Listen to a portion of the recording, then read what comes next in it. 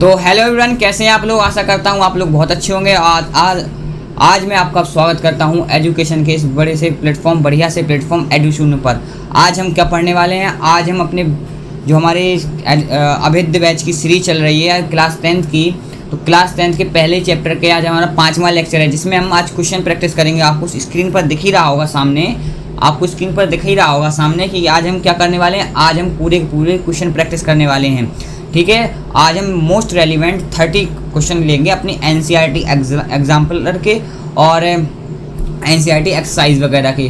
तो ये क्लास बहुत ही बेहतरीन होने वाली है। आशा करता हूँ आप बढ़िया अच्छे से बैठे होंगे। लेकिन जो लोग अभी आराम से बैठ के लेक्चर देख रहे हैं, लेटे हुए लेक्चर देख रहे हैं, तो वो आराम से अपने स्टडी टेबल पे आके बैठ जाएं और पेन कॉपी उठा के मेरे साथ क्वेश्चन को सॉल्व करें। क्योंकि आज के मैं बता दूं, आज आपकी पूरी क्लास में जो आपकी लेक्चर 5 है, जो एंड ऑफ द लेक्चर है, इसके बाद एक और लेक्चर आएगा जो क्वेश्चन से रिलेटेड ही रहेगा।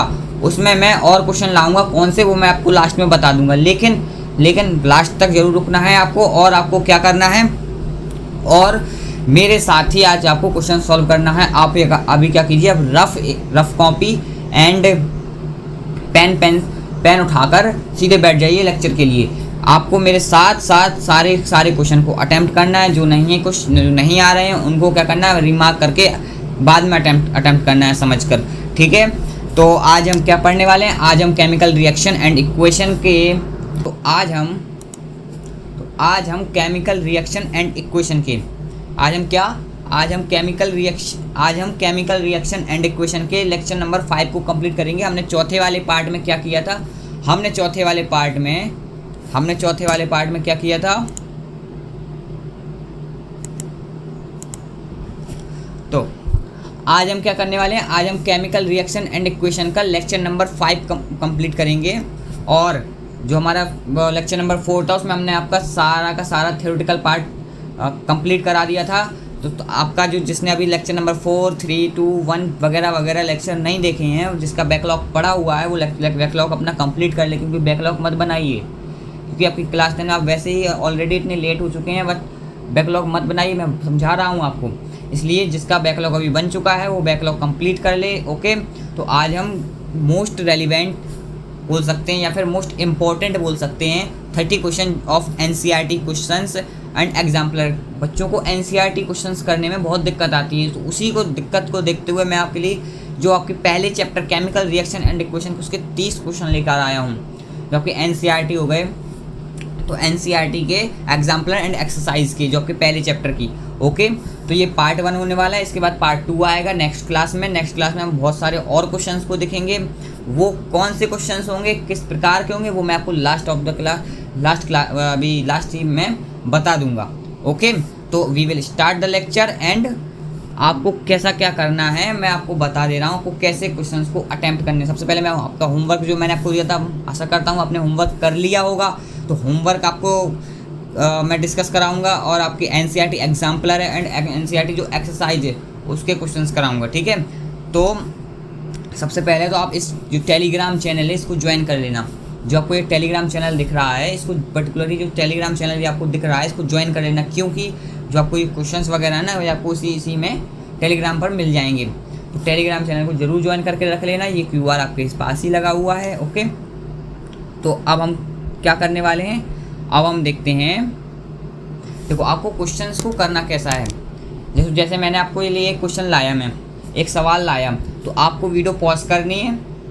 लेक्चर आज बड़ा होगा, कोई दिक्कत नहीं है, बट आपको उस लेक्चर को कंप्लीट करना है। तो आपको क्या करना है, आपको वीडियो पॉज करनी है और आज मेरे साथ आप ये कीजिए कि आपको जो चीज़ पसंद है, मैं हर बार क्लास में बोलता हूँ कि आपको जो चीज़ पसंद है आप बगल में रखिए, खाइए उसको। अगर आपका आंसर सही निकलता है तो आज आप बहुत सारी रख लीजिए उनको, क्योंकि आज आप नंबर ऑफ़ क्वेश्चंस भी ज़्यादा हैं और नंबर ऑफ़, या फिर एक कॉपी में अलग से मेरा ये क्वेश्चन सही निकला तो इसके लिए मुझे प्राइज़ मिलना चाहिए फॉर मी, मेरे हिसाब से।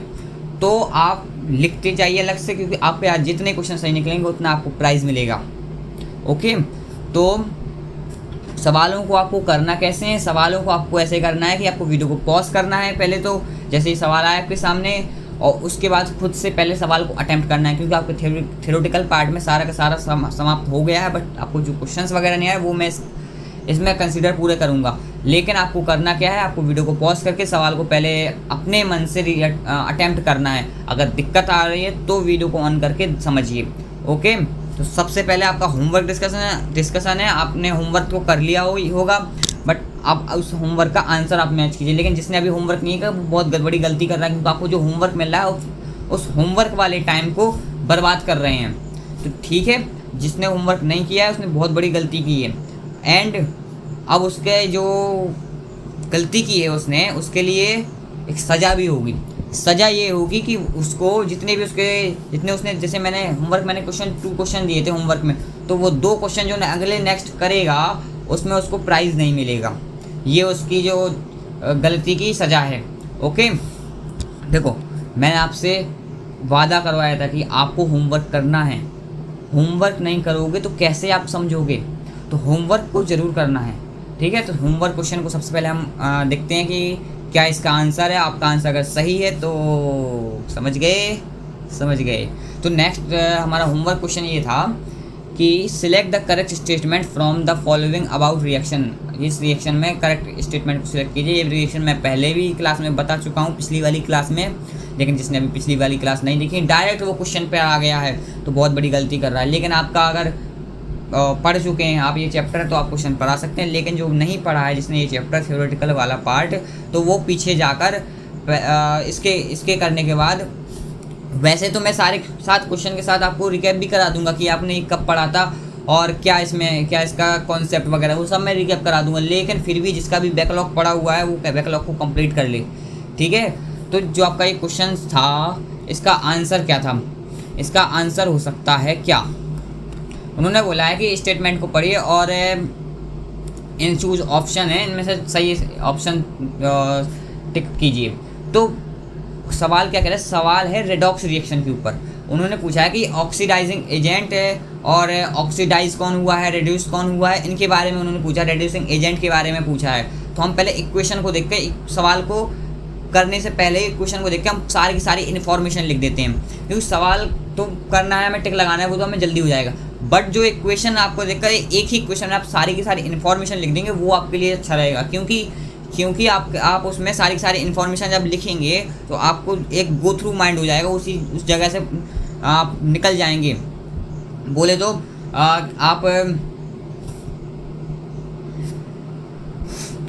आप ये एक पूरी तरीके से आप रेडॉक्स रिएक्शन को रिकैप कर लेंगे। मतलब अब देखो, अब क्वेश्चन देखो, आपने क्वेश्चन आखिर कर लिया ही होगा। देखो कैसे करना है इसको। CuO copper oxide gives copper. मतलब क्या हुआ भैया?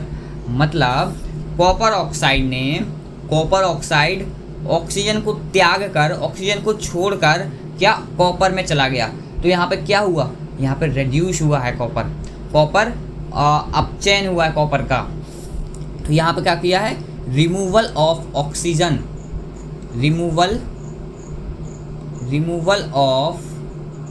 Oxygen O2। तो removal of oxygen we will gives copper. तो ऑक्सीजन के रिमूव होने से कॉपर मिल गया हमको। और यहाँ पे H2 के साथ क्या हुआ? H2 के साथ हुआ एडिंग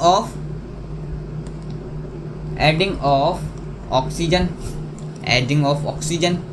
एक जगह रिमूवल ऑफ ऑक्सीजन, एक जगह एडिंग ऑफ ऑक्सीजन। मतलब जो रिमूवल ऑफ ऑक्सीजन है उसको हम क्या बोलते हैं? उसको हम बोलते हैं रेड्यूस्ड। यहाँ पे रिडक्शन हुआ है। और यहाँ पे क्या हुआ? एडिंग ऑफ ऑक्सीजन में यहाँ पे हुआ ऑक्सीडेशन।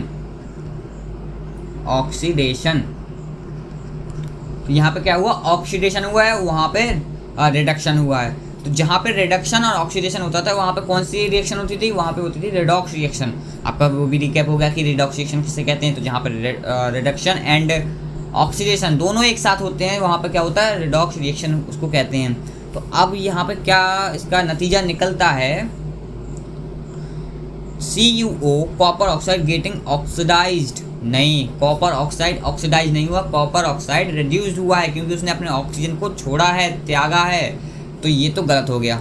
इसके बाद H2 is getting oxidise and CuO is getting reduced. क्या ये सही बोल रहे हैं? बिल्कुल सही, क्योंकि जो हाइड्रोजन है हमारी वो ऑक्सीडाइज हुई है, उसके पास ऑक्सीजन आया है, उसके साथ ऑक्सीजन मिला हुआ है, बट जो हमारा CuO है वो रिड्यूस हुआ है क्योंकि उससे ऑक्सीजन बाहर गया है, छोड़ा है उसने ऑक्सीजन को। तो ये आंसर हमारा बिल्कुल सही है। लेकिन अब थर्ड ऑप्शन भी देखते हैं क्या वो सही हो सकता है। Copper oxide is reducing agent. क्या ये बात सही है? Reducing agent and oxidising agent क्या होते थे? वो डिलीवरी बॉय वाली बात याद रखिए, वो पिज्जा बॉय वाली बात। उसने पिज्जा आपको डिलीवर्ड किया, तो जिसने डिलीवर्ड किया, जो डिलीवर्ड किया वो ऑक्सीडाइज, जैसे ऑक्सीजन सामने वाले को डिलीवर्ड किया, सामने वाले को क्या किया? ऑक्सीडाइज किया, और खुद को क्या किया? रेड्यूस किया। तो वो क्या होगा? सामने वाले को ऑक्सीडाइज एंड खुद को रेड्यूस, वो होगा ऑक्सीडाइजिंग एजेंट। एंड सामने वाले को क्या किया? रेड्यूस किया एंड खुद को ऑक्सीडाइज किया, तो वो होगा रेड्यूसिंग एजेंट। ये भी रिकैप हो गया, ठीक है भैया। तो ये क्या इन्होंने बोला? CuO is reducing agent. CuO reducing agent है। क्या CuO ने, कॉपर ऑक्साइड ने खुद को ऑक्सीडाइज किया? नहीं, कॉपर ऑक्साइड ने खुद को रेड्यूस किया है। तो ये भी ऑप्शन गलत हो गया। H2 इज ऑक्सीडाइजिंग एजेंट, बिल्कुल नहीं, H2 तो रेड्यूसिंग एजेंट होगा, क्योंकि H2 के खुद ने खुद को ऑक्सीडाइज करके सामने वाले को रेड्यूस किया है, खुद को ऑक्सीडाइज करके सामने वाले को रेड्यूस किया, तो ये तो ऑक्सीडाइजिंग एजेंट नहीं होगा। तो B option is the right answer, जिसका भी सही होगा वो उस चॉकलेट को खा लेना। ओके, अब हम नेक्स्ट क्वेश्चन के देखते हैं। नेक्स्ट हमारा होमवर्क क्वेश्चन क्या था, ये देखो। एक और होमवर्क क्वेश्चन था आपके लिए, जो मैंने होमवर्क दिया था आपको। वो सवाल क्या था कि which of the following gas can used for storage of fresh sample of an oil for long time. मतलब पहले ये बताओ किस किस को ये सवाल समझ में नहीं आया, किस किस को ये सवाल ही समझ में नहीं आया, आप ये बताइए सबसे पहले। जिसको नहीं आया अब उनको वो लोग उन सवाल को समझिए कि सवाल क्या कह रहा है। मैंने आपको एक विकृत गंधिता वाली बात बताई थी, विकृत गंधिता और संचारण वाली बातें बताई थी, उनके बारे में थ्योरी लिखवाई थी। तो विकृत गंधिता वाली बात थी, जो विकृत गंधिता वाली बात थी उसमें क्या था कि जब हम चिप्स वगैरह हो गए और ये सब चीज़ें हो गई, खाने वाली चीज़ें होंगी, उनमें हम कोई गैस भरा करते थे, ऑक्सीजन हवा नहीं भरा करते थे, क्योंकि वो हवा के प्रेजेंस में ख़राब हो जाती थी, स्मेल टेस्ट उनका बिगड़ जाता था। तो हम क्या करते थे, उसमें कोई एक गैस भरते। तो वही उन्होंने पूछा है सवाल में कि ऐसी कौन सी CBSE PYQ भी है, आपके CBSE जो आप एग्जाम देने वाले हैं 2027 में, उसका PYQ भी है, ठीक है। तो which of the following gas, ऐसी कौन सी गैस कैन बी यूज करते हैं, जिसको हम storage of fresh sample of oil for long time, यानी कि जिससे लॉन्ग टाइम वो चीज़ चल सके। तो कौन सी गैस यूज़ करते हैं वो मैंने लिखवाया था आपको, बताया था, जल्दी से बताओ। तो वो गैस हीलियम और नाइट्रोजन होती थी।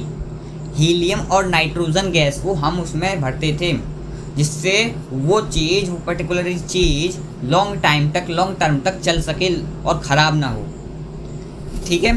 और कार्बन डाइऑक्साइड ये तो हो नहीं सकता, नाइट्रोजन ऑक्सीजन तो भरनी नहीं है हमको, और कार्बन डाइऑक्साइड हीलियम ये भी नहीं है। तो हीलियम और नाइट्रोजन गैस को हम उस पैकेट वगैरह में भरते हैं, जिससे वो चीज़ ख़राब ना हो, चिप्स वगैरह उसका टेस्ट भी ख़राब ना हो।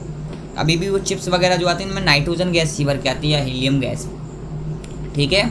याद रखना ये बात, जब भी ये विकृत गंधिता से लेकर सवाल है तो ये क्या है कि इसमें पूछा गया है कि कौन सी गैस भरी जाती है जिससे वो चीज़ ख़राब नहीं हो, जिससे उसका टेस्ट ना ख़राब हो, किसी खाने वाली चीज़ का फ्रेश रहे, फ्रेश सैंपल कोई। तो ऑयल की चीज़ों की पहली बात तो वो ऑक्सीजन से क्रिया करके उसका अपना टेस्ट बिगाड़ लेती है, इसलिए वो हीलियम एंड नाइट्रोजन गैस भरते हैं, ठीक है। जिस इसका सही है, all the best. And next सवाल की हम देखते हैं। अब कोरोजन यानी कि संक्षारण, कोरोजन को हम हिंदी में क्या बोलते हैं? कोरोजन को हम हिंदी में बोलते हैं संक्षारण। क्या बोलते हैं कोरोजन को हिंदी में? संक्षारण, यानी कि क्षरित हो जाना जिसका। तो संक्षारण का मतलब क्या है? संक्षारण के अब दो नेचर हमको मिलते हैं, डुअल नेचर ऑफ संक्षारण, यानी कि डुअल नेचर ऑफ कोरोजन। अब एक होता है इनका प्रोज, एक होता है इनका कॉन्स। प्रोज का मतलब क्या है? प्रोज में हमारी टार्निशिंग जिसको हम बोला करते हैं, प्रोज में हम टार्निशिंग, यानी कि एक चीज़ के दो पार्ट, एक बहुत अच्छा है एक बहुत बुरा, एक अच्छा है एक बुरा, तो वही चीज़ है इन दोनों में। मतलब एक प्रॉज है जो कि इसमें अच्छाई बता रहा है इसकी, कि कोरोजन होना अच्छा भी है, और एक इसका कौन सा, जो इसकी बुराई बता रहा है कि कोरोजन होना अच्छा भी नहीं है। तो उन दोनों चीज़ों को देखते हैं, इन दोनों के बीच में डिफरेंस को देखते हैं हम। तो एक जगह कोरोजन अच्छा है, एक जगह कोरोजन बुरा है, इसका मतलब क्या हुआ, अच्छा क्यों है कोरोजन, इसके बारे में सबसे पहले हम देखते हैं। आपने टार्निशिंग का जब मैंने पिछली क्लास में नाम बताया था, तो उस टार्निशिंग को लेकर कई बच्चे कंफ्यूज हुए होंगे। तो टार्निशिंग क्या होता है, टार्निशिंग होता है कि जो जैसे कि एक पीतल हो गया हमारा, वो पीतल नहीं सॉरी तांबा हो गया एंड स्टील हो गया, इनमें बाहर एक परत जम जाती है। ये केवल कि हमारे एल्यूमिनियम एंड सिल्वर और कॉपर पर एप्लीकेबल हुए। और इसका मैकेनिज्म क्या होता है, इसमें पटीना की एक लेयर जमती है, जो इसे क्या बोलते हैं कि इसके सरफेस पर किसी मेटल के सरफेस पर, कौन कौन से metal, copper, aluminium and silver जैसे मेटल के सरफेस पर एक पटीना टाइप की लेयर जम जाती है, ऑक्सीडेशन फॉर्म ऑफ पटीना, इसको हम पटीना बोला करते हैं। इसका इफेक्ट क्या होता है, इफेक्ट क्या होता है कि ये क्रिएट इम्परवियस का मतलब होता है जो मतलब कि बाहर से एक ऐसी लेयर जो अंदर वाली लेयर का सुरक्षा करे जिसकी, और प्रोटेक्टिव लेयर होती है जिसको सुरक्षा करती है, that prevents further corrosion of the metal underneath. मतलब जैसे कोई कॉपर हो गया, कॉपर के बाहर एक हरी कलर की परत जम जाती है, जिससे जो कॉपर के अंदर वाला कॉपर है वो सुरक्षित रहता है।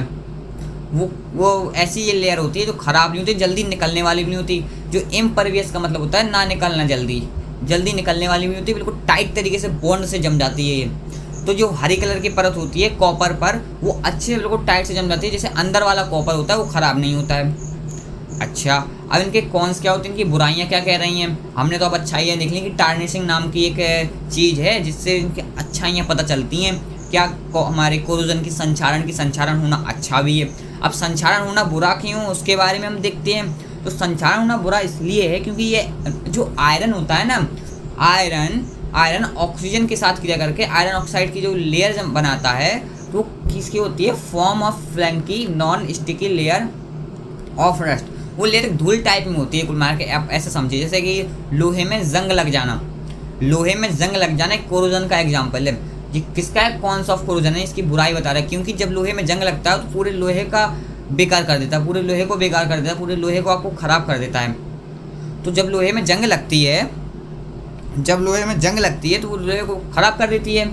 तो कौन्स में यही बात बताई गई है कि ये आयरन के लिए यानी कि Fe के लिए बहुत बेकार है ये हमारा जो संक्षारण है, क्योंकि ये ऑक्सीजन से क्रिया करके आयरन ऑक्साइड की लेयर बनाता है। तो एप्लीकेबल मेटल आयरन पर होता है और form of frankly non sticky layer है ये। और इफेक्ट क्या, highly brittle and peels off continuously exposing fresh iron to moisture and oxygen. मतलब कि जैसे कि एक आयरन की ये लेयर हो गई, आयरन की मेरे पास कोई शीट है, उस शीट पर उसकी फर्स्ट लेयर पर क्या हुआ, कोरोजन हुआ, संक्षारित हुआ, तो आयरन ऑक्साइड की लेयर हट जाएगी। आप जब रेगमाल वगैरह घिसते हैं उसके बाद फिर हो गया उस पर, इससे आयरन क्या होता है, ख़राब हो जाता। उसी चीज़ के लिए कंसिक्वेंस मतलब इसका नतीजा क्या निकलता है, इसका नतीजा यही निकलता है कि वीकेंस ऑब्जेक्ट, जो आयरन की चीज़ें होती हैं वो वीक हो जाती हैं बहुत, और जल्दी टूट भी जाती हैं इसकी वजह से, क्योंकि उसमें संचरित हो जाती हैं वो चीज़ें, उनमें जंग लग जाती है, तो जंग की वजह से ख़राब हो जाती है। और उन्होंने बोला leading to the collapse of building, bridge and oil, यानी कि ये ऑयल पाइपलाइन हो गई, वो भी लोहे की आयरन की बनी होती हैं, और जो बिल्डिंग्स वगैरह उनमें सरियाँ वगैरह लगती हैं। तो इन सब चीज़ों में जो आयरन यूज होता है, वो आयरन ऑक्सीजन के केस में जो संचरण की क्रिया करता है, जो कोरोजन की रिएक्शन करता है, उसमें क्या होता है, उसमें आयरन का क्षरण हो जाता है, मतलब आयरन खराब हो जाता है। ऑक्सीजन के केस में आयरन क्या हो जाता है, खराब हो जाता है। तो एक ये इसका कॉन्स भी है कि इसकी एक खराबी भी है हमारे संचरण की, जिसकी इतनी अच्छाई है एक टार्निशिंग जैसी चीज़ की, लेकिन उसकी एक खराबी भी है। तो हमने कोरोजन के क्या देखे, अभी कोरोजन के हमने देखे डुअल नेचर ऑफ कोरोजन, ऐसे कोरोजन के ये डुअल नेचर हैं। अच्छा भैया, हमें समझ में आ गया कि कोरोजन के डुअल नेचर होते हैं, वो एक जगह तो उसकी अच्छाई है, एक जगह उसकी बुराई है।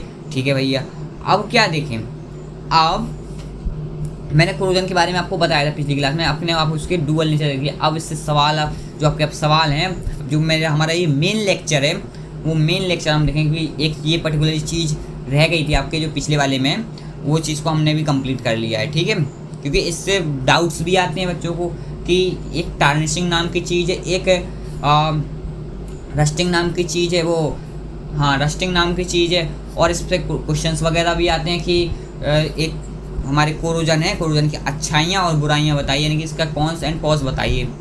तो उस चीज़ के देख के आपका ये सारा का सारा पार्ट कंप्लीट हो गया है। अब हम चलते हैं क्वेश्चन की ओर। क्वेश्चन को मैं फिर से बता दूं आपको कैसे करना है, आपको सवालों को कैसे करना है मैं फिर से बता दूं आपको।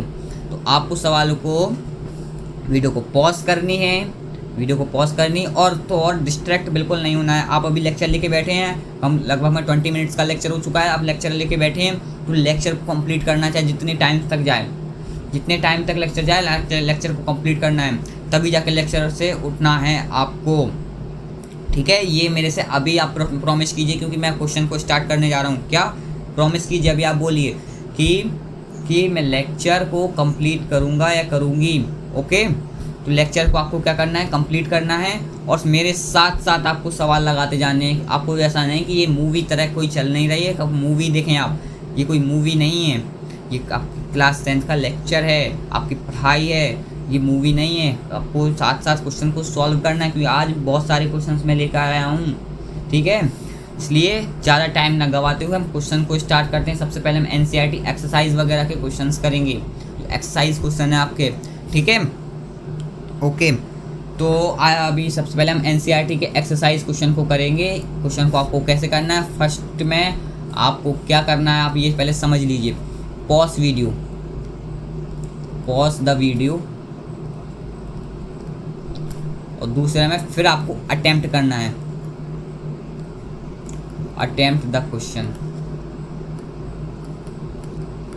वीडियो को पॉज करो, क्वेश्चन को अटेम्प्ट करो, फिर वीडियो को पॉज करो, जितने क्वेश्चन आते जाएं उन सबको अटेम्प्ट करो। फिर मैंने पता है एक और अच्छी बात की है कि जो सवाल मैंने दिए हैं, जो सवाल मैं लेके आया हूँ, तो उसमें आपको अगर मेरी तरफ से कुछ सॉल्यूशन समझ में नहीं आया तो आपके साथ उसके साथ नेक्स्ट पेज पर उसी का प्योर सॉल्यूशन लगा हुआ है, जिससे आप उस चीज़ को भी देखकर समझ सकते हैं। तो जैसे मैंने सवाल दिया, आपको नहीं समझ में आया तो आप सॉल्यूशन को भी देख सकते हैं, पूरी फिक्स थ्योरी में सॉल्यूशन लिखे हुए हैं, ठीक है।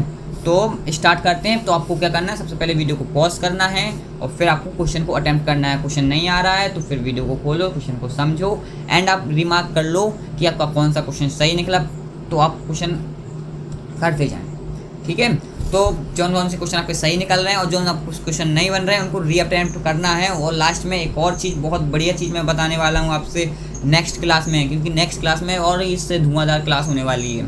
इस क्लास को देखने के बाद आप नेक्स्ट क्लास को जरूर देखना, ठीक है। तो अब हम क्वेश्चन को, अपने सवालों को स्टार्ट करते हैं। आपकी जो स्क्रीन है, मोबाइल, कंप्यूटर, लैपटॉप, जो भी स्क्रीन है उस पर आपके पहला सवाल प्रस्तुत किया जाता है। अब आप वीडियो को पॉज कीजिए, वीडियो को पॉज कीजिए, पॉज कर लिए होंगे। अब अटेम्प्ट कीजिए क्वेश्चन को, ठीक है। आशा करता हूँ आप अटेम्प्ट किए होंगे, आपका आंसर आया होगा। बट अब हम देखते हैं कि क्या है ये NCERT का question, page number 10, conceptual question है। इसमें क्या है कि बच्चे ज़्यादातर क्या करते हैं कि वो माइंड से भटक जाते हैं कि इसमें कुछ कह रहा है सवाल में और वो कुछ सोचने लगते हैं, क्योंकि उनको लगता है कि दिक्कत आ रही है। बट समझो सवाल को क्या कह रहा है कि नेम अ सॉल्यूशन, एक सॉल्यूशन ऑफ NCERT है ना, उसमें पिक किया करो चीज़ों को, NCERT में चीज़ों को पिक किया करो। जैसे कि मैं इसमें डब्बा बना लूँ, अभी डब्बा को कैसा बना लूँ, सॉल्यूशन उन्होंने बोला है सबसे पहले ऑफ सब्सटेंस X, एक X नाम का सॉल्यूशन है, is used for white washing, जो कि वाइट वॉशिंग यानी कि जो पेंट वगैरह में जो वाइट पेंट होते हैं उनमें काम आता है। अच्छा भैया, आपने बोला कि कैसे हमको पिक करना है सवाल को, हमसे पहले बॉक्स बना के हमने पिक कर लिया सवाल को कि a solution of a substance, एक सॉल्यूशन है सब्सटेंस X का, is used for white washing, जो कि वाइट वॉशिंग के लिए यूज़ किया जाता है। X का सॉल्यूशन, X का सॉल्यूशन जैसे X क्या है मुझे नहीं पता, X क्या है, कि सॉलिड है कि लिक्विड है कि एक्वस है कि गैस है, क्या है मुझे नहीं पता। बट उन्होंने बोला है कि अ सॉल्यूशन ऑफ X, यानी कि X के साथ जो सॉल्यूशन बना है वो वाला सॉल्यूशन, वो किसके लिए क्या यूज किया जाता है, वो वाइट वॉशिंग के लिए यूज़ किया जाता है। अच्छा आप सोचिए, वाइट वॉशिंग के लिए कौन सा सॉल्यूशन यूज किया जा सकता है, वाइट वॉशिंग के लिए कौन सा सोल्यूशन यूज़ किया जाता था? कौन सा सोल्यूशन? वो किया जा सकता कैल्शियम हाइड्रोक्साइड, जो कि वाइट वॉशिंग के लिए यूज़ किया जाता था। लेकिन क्या इसमें एक्स की जो हमारी वैल्यू है वो कैल्शियम हाइड्रोक्साइड होगी? नहीं ना। क्यों नहीं होगी? क्योंकि बच्चों को यही कन्फ्यूजन लगता है कि जो हमारी एक्स की वैल्यू है वाइट वॉशिंग के लिए यूज़ किया जाता है वो कैल्शियम हाइड्रोक्साइड होनी चाहिए, बट नहीं, यहाँ पे एक चीज़ छुपी हुई है। इन्होंने बोला है सॉल्यूशन ऑफ एक्स, मतलब जो एक्स का सॉल्यूशन है, सॉल्यूशन बोला तो मतलब H2O, पानी मिलाना है उसमें। तो एक्स में वाटर मिलाने पर जो हमारा बनता है वो, उससे हम इसका फॉर्म करते हैं, वाइट वॉशिंग में यूज़ करते हैं। समझ गए?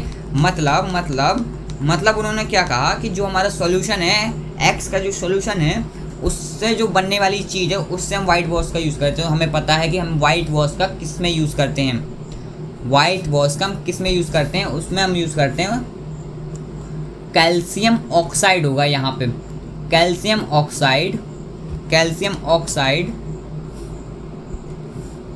एक मिनट बस। तो कैल्शियम ऑक्साइड होगा यहाँ पे। कैसे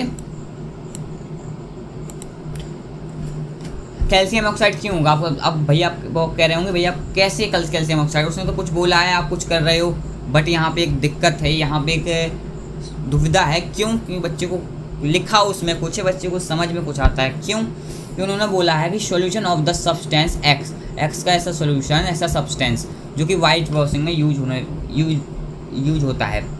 अच्छा, मुझे पता है कि वाइट वॉशिंग में क्या होता है, कैल्शियम हाइड्रोक्साइड यूज होता है, इसमें कैल्शियम हाइड्रोक्साइड यूज होता है वाइट वॉशिंग में। मुझे पता है कि इसमें कैल्शियम हाइड्रोक्साइड यूज होता है वाइट वॉशिंग में, ठीक है।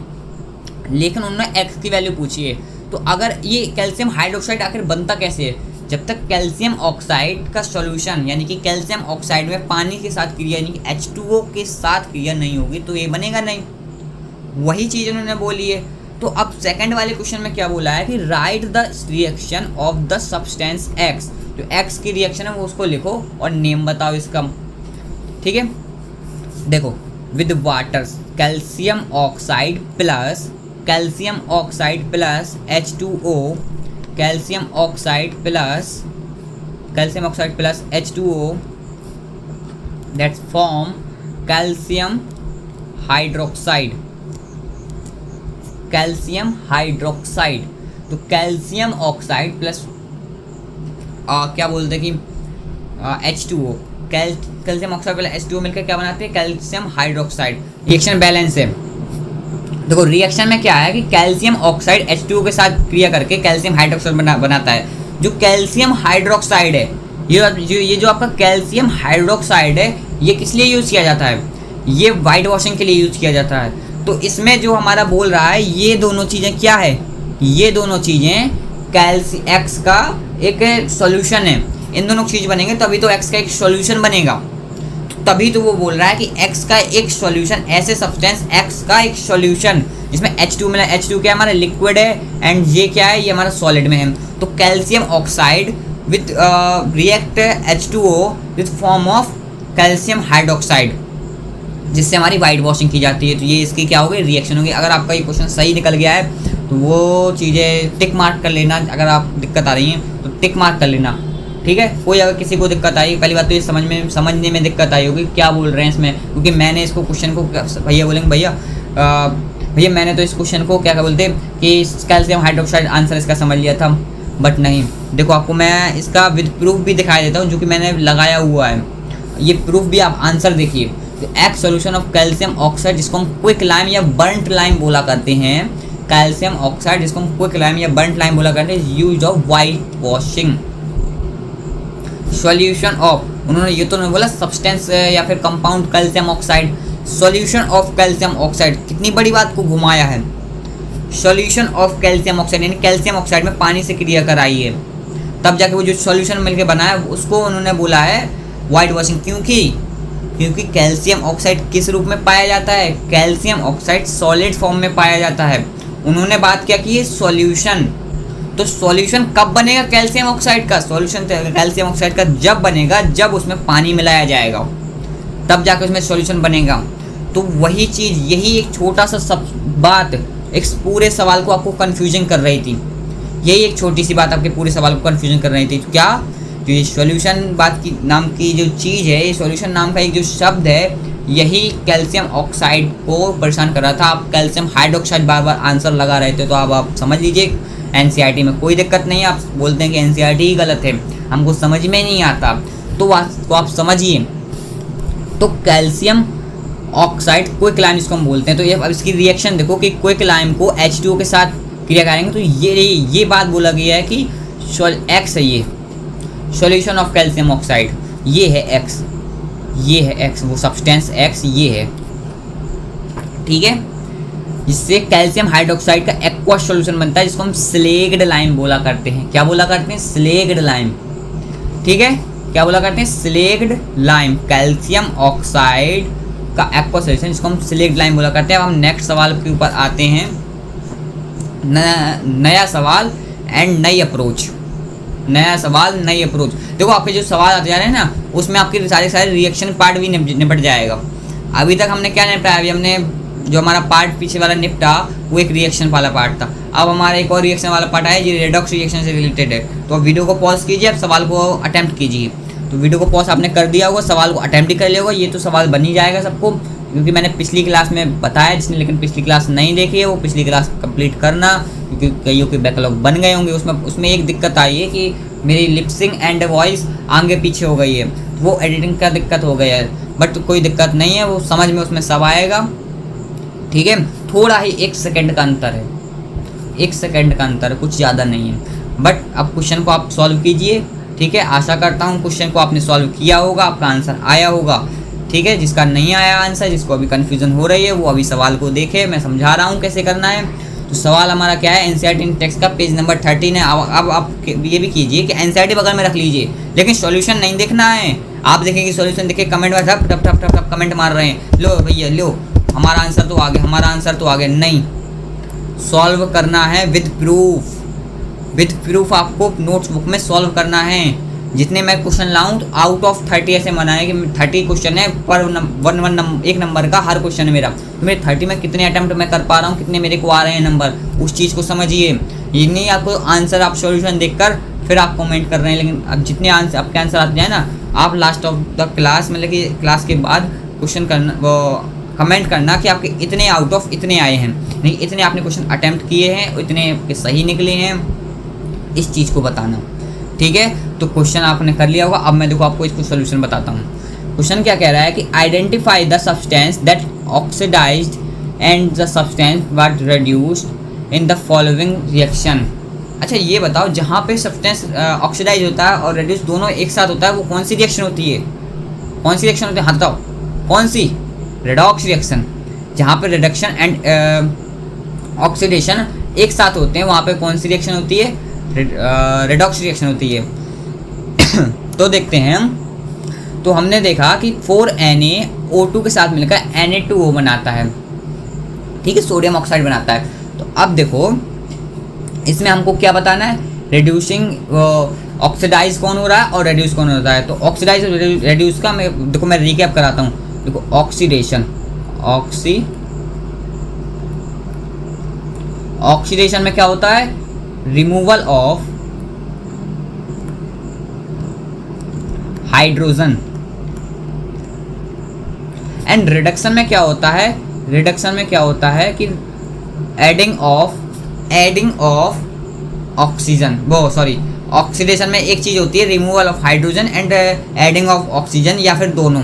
और जो हमारा रिडक्शन होता है उसमें हमारे removal of oxygen and adding of hydrogen, या फिर ये दोनों, ठीक है। ऑक्सीडेशन एंड रिडक्शन को आप समझ गए होंगे आशा करता हूँ। बस अब सवाल को देखते हैं। सवाल हमारा क्या कह रहा है? सवाल कह रहा है कि जिसमें देखो सोडियम है, सोडियम क्या हो रहा है? सोडियम से सोडियम ऑक्साइड बन रहा है। इसमें क्या हुआ? Adding of oxygen, adding of oxygen. Adding of oxygen का मतलब क्या होता है? एडिंग ऑफ ऑक्सीजन का मतलब होता है ऑक्सीडेशन, यानी कि यहाँ पे ऑक्सीडाइज हुआ है, ठीक है, ऑक्सीडाइज हुआ है। तो सोडियम यहाँ पे क्या हुआ? ऑक्सीडाइज हुआ है। एंड द O2, जो हमारी O2 है, ये देखो, ये O2 है जो हमारी, ये जो हमारी O2 है, इसमें क्या हो रहा है, O2 एक अपने O2 को खोकर उसमें क्या हुआ, रिड्यूस हुई, उसमें रिमूवल ऑफ ऑक्सीजन हुआ। जहाँ पे ऑक्सीडेशन हो गया है वहाँ पे रिडक्शन तो होना ही होना है, तो यहाँ पे O2 क्या हुआ, रिड्यूस हुआ है। तो एक जैसे अब क्वेश्चन आया सवाल में, आपके जो पेपर में क्वेश्चन आया, तो आप कैसे इसको अटेम्प्ट करेंगे, कैसे आप इसको लिखेंगे। जैसे मैं लिख रहा हूँ ऐसे तो आपको लिखना नहीं है कि आपने एरो बना के लिख दिया कि ये होता है, ये होता है, ये ऑक्सीडेशन है, यहाँ पे रिडक्शन नहीं। आपको विद प्रूफ यानी कि बताना है कि यहाँ पे ये चीज़ रिमूव हो रही है, विद हेडिंग के साथ लिखना है, तब जाके आपको मार्क्स मिलते हैं, तब जाके आपको नंबर मिलते हैं। लिखने के भी कुछ नंबर होते हैं, समझे।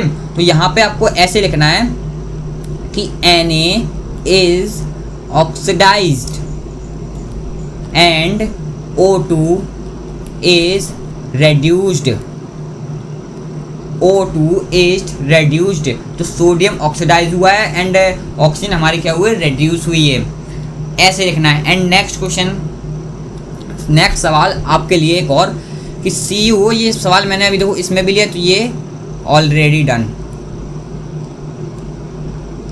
ऑलरेडी, एक मिनट, ऑलरेडी हम डन कर चुके हैं इस सवाल को, ठीक है,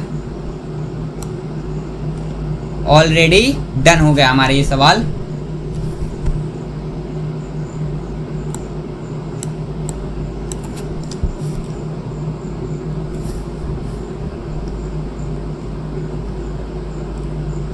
ठीक है, अब देखते हैं हम, अब देखते हैं हमने, क्योंकि होमवर्क में आपको बता दिया मैंने आपको ये। अब हम अपने नेक्स्ट सवाल की ओर देखते हैं। ये देखो आपके लिए जो चीज़ लिखी थी, आपको ऐसे आपको अपनी जो क्लास में या फिर आपके जो अभी हाफ ईयरली वगैरह हैं, एग्ज़ाम हैं, इनमें आपको ऐसे आपको लिखना है जिससे आपको टीचर्स मार्क्स एंड आपके बोर्ड हैं, इवन बोर्ड में भी आपको ऐसे लिखना है। तो बोर्ड में कैसे लिखना है, इन सब के लिए मैंने ये देखो मैं सब लिख के लाया हूँ।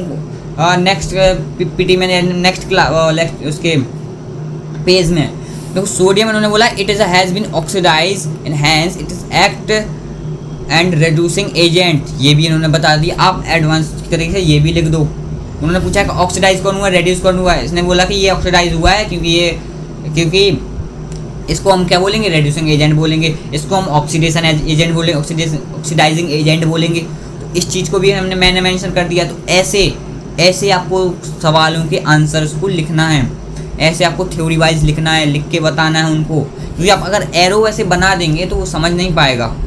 थ्योरी में आप लिखिए, थ्योरी में कैसे, थ्योरी को मजबूत कीजिए, ठीक है। तो अब देखो नेक्स्ट सवाल को अपना, नेक्स्ट बहुत सारे सवाल हैं, आराम से करिए, बैठिए आराम से। लेक्चर चाहे जितना बड़ा हो, आपने मेरे साथ प्रॉमिस किया है लेक्चर को आप पूरा पहले कंप्लीट करेंगे, फिर जाके आप कुछ करेंगे। तो लेक्चर को कंप्लीट करना है, फिर जाके कुछ करना है, चाहे लेक्चर जितना बड़ा हो, ठीक है। अब नेक्स्ट क्वेश्चन को pause video and attempt the question, सीधी बात है, pause the video, attempt the question. तो translate of following statement into chemical equation and then balance them. उन्होंने बोला कि इसको इंग्लिश में हमारी इक्वेशन बोला है, इसको हमें केमिकल इक्वेशन में चेंज करना है। अब बताओ, गूगल वाला तुमसे काम करवा रहा, गूगल जैसे गूगल से हम बोलते हैं translate into English, translate into Hindi, अब ये तुमसे काम करवा रहा है कि ट्रांसलेट करो इस लैंग्वेज से केमिकल इक्वेशन में। कितना बढ़िया सवाल है। अब ट्रांसलेट करो, आप करो ट्रांसलेट। ट्रांसलेट में क्या है कि hydrogen gas combines with nitrogen to form ammonia. अब ये नया नाम क्या आ गया, अमोनिया। देखो अमोनिया को हम बोलते हैं NH3। देखो हाइड्रोजन गैस, हाइड्रोजन किस फॉर्म में नेचर में प्रेजेंट होता है, H2 के फॉर्म में। And nitrogen gas form nitrogen gas से बनती है क्या, अमोनिया, NH3। हमने रिएक्शन लिख दी। अब इसको उन्होंने बोला कि बैलेंस कीजिए। बैलेंस करने का सिंपल तरीका, यहाँ पे 2 हाइड्रोजन, यहाँ पे 3 हाइड्रोजन, यहाँ पे 2 3 हो तो वहाँ पे अपोजिट से मल्टीप्लाई कर देते हैं, यहाँ पे 3 से मल्टीप्लाई कर दो, यहाँ पे 2 से मल्टीप्लाई कर दो, reaction balance, simple.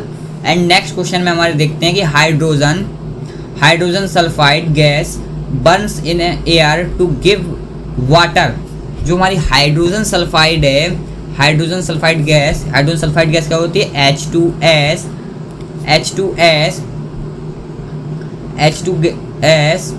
Burns with air, oxygen के केस में वो क्या करती है गिवन वाटर सल्फर डाइऑक्साइड यानी कि H2O प्लस SO2।